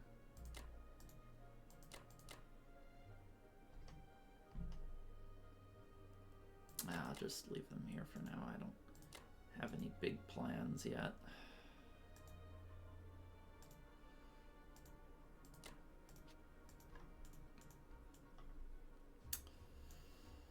Okay, next we're gonna have to try to reinforce Africa, decide what I'm gonna do with the UK, if I'm gonna have them just chill here in Germany, or if I'm going to try to have them go into Africa. Either is a viable option. Since I have... well, we'll just have to see how he plays, because UK is pretty much a burnt torch at this point. Excuse me. So we are quite far behind in attack power, but I will see if I can outplay my opponent from this position. He doesn't have Africa all taken yet. We got some decent forces on Russia that should help me be able to stack, and I'm going to try to hit him from multiple locations as much as I can. No, I really don't. The more I think about it, the more I dislike the idea of having 2 aircraft carriers there. I really want to have my navy somewhere else. 1, 2, 3, 4. Okay, so this spot is safe. I don't have to defend it. I'd like to pressure him a bit in the Pacific. I'd like to pressure him in Africa. I don't want to let him group up. That's how you usually win these sort of positions, is by breaking everyone up. You really don't want allied units all on one territory, because you can defend real good, but you can't attack, whereas Japan has all of their force in one area. Also kind of sucks that this territory is taken by the Russians, but I had to make decisions that were good in the short term in order to ensure I have a long-term game.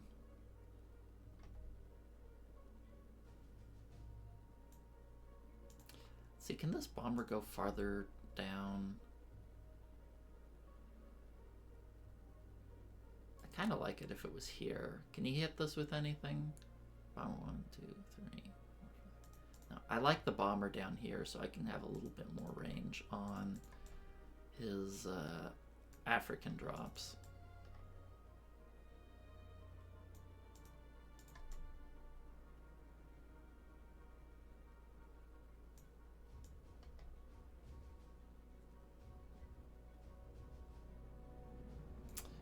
Really wish I noticed that this guy was trapped. I would have suicided it in here, but probably doesn't make much of a difference either way.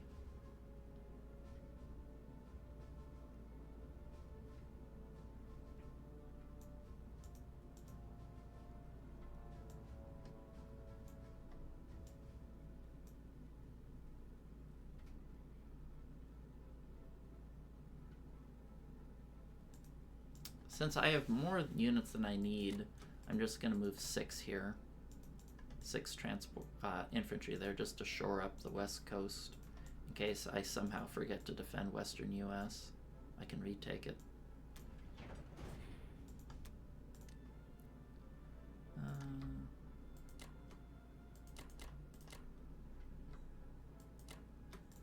Put the fighter here since it's probably going to start scooting towards Africa.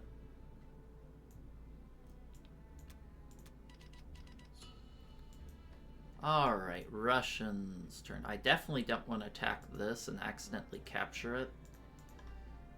I could air raid it just to make him skip his turn, because Tony's been playing pretty slow. But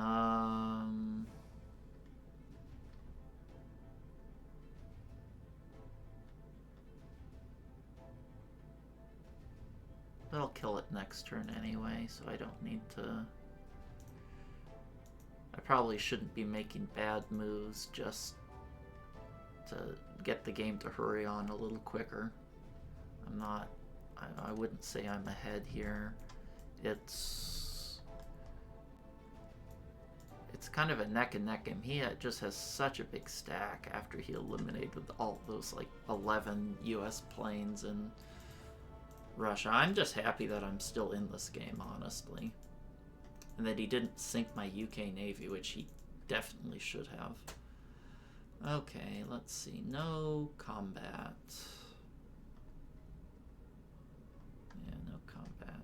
Let's see, I could consider defending Baltic states from him. Let me quickly run some numbers. If I put all my Russian units and then I land the UK units there too, how much will I have? I'll have 8 infantry, 11 infantry, 2 AA guns, 9 artillery, 3 tanks, a fighter.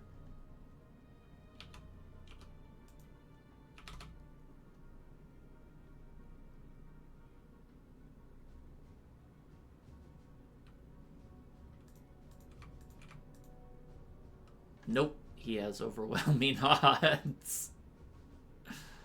Okay, well, we won't be doing that. Can this fighter hit anything? Any free bombers out there? Nope.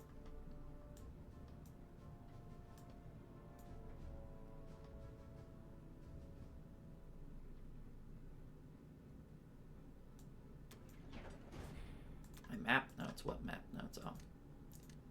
Well, those are certainly not relevant anymore.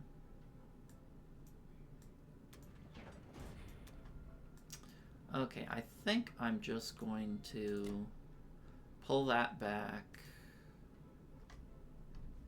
Keep this guy here so he doesn't have anything to attack with. Well, actually, yeah, I'll just keep that unit there. I think I'll group everyone here. This way I can reinforce the USA if I want. The reason I'm not defending these with 1 infantry is I can't take the territories back, so I don't really see much purpose in making a speed bump. Whereas here, there's a chance he might not fully stack it. Well, I don't know. He probably should fully stack this territory now that I think of it. I won't have odds on it, so I think I'll just take a step back, let him take that territory for free. Since I don't think I don't have a counterattack on it, so just let the Wookiee win. Probably gonna have to spend a few turns stabilizing in Berlin. And then after that I can go after Africa. Wild game.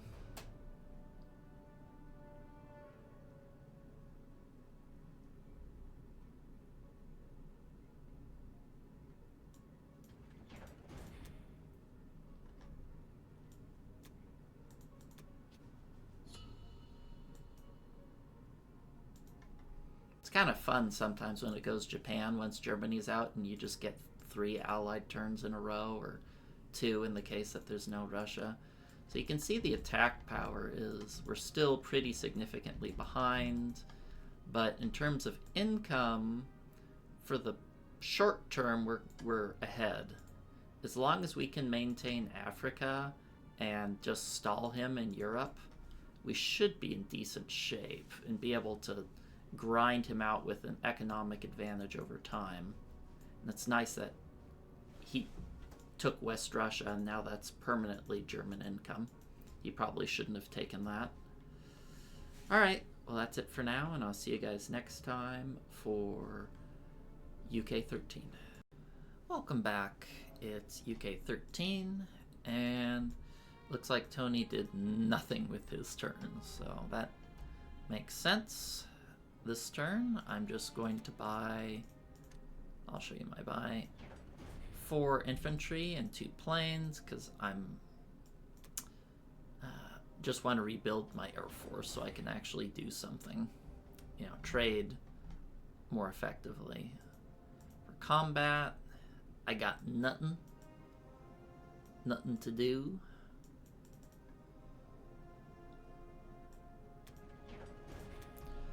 But for non-combat, I'll start sending some units down to Africa. I'll send, let's see, these guys here.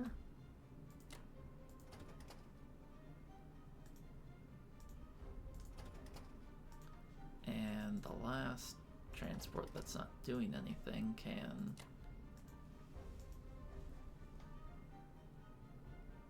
take a hike. I'll keep defending this area because I'm probably going to need some additional help to hold Germany in the short term. So we'll unload these units here. Oh, why did I bomb Berlin? Now I have to pay for the mess I created. Guess we can get rid of these map notes. And yeah, the game really starts here. Can he hit this? 1, 2, 3, 4, 5. No. 1, 2, 3, 4. Okay, that is safe. Let's move this guy to safety. These guys' days are numbered, but I'm still going to pull them back. It's amazing that by round 13 we still have Australia. That's going to change quickly, but not a lot I can do about that. And I'm positioning this transport here to try and primarily make the UK a force that's going to juggle, you know, units into Africa to give the US a bit more focus into Europe and maybe Northern Africa. Or at least that's the plan. I like to split up my forces and not keep them combined.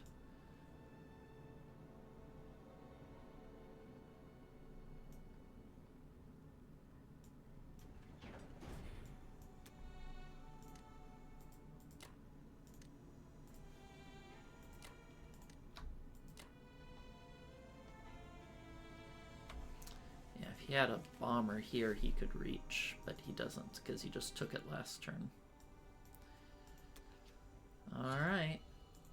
Well, we're getting closer to even with this income gap, but Japan's gonna quickly take some territory off our hands.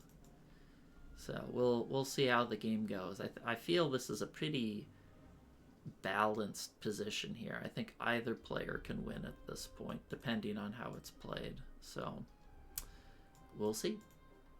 All right, catch you guys next time for USA 13, and from now on, every turn will start at USA 13.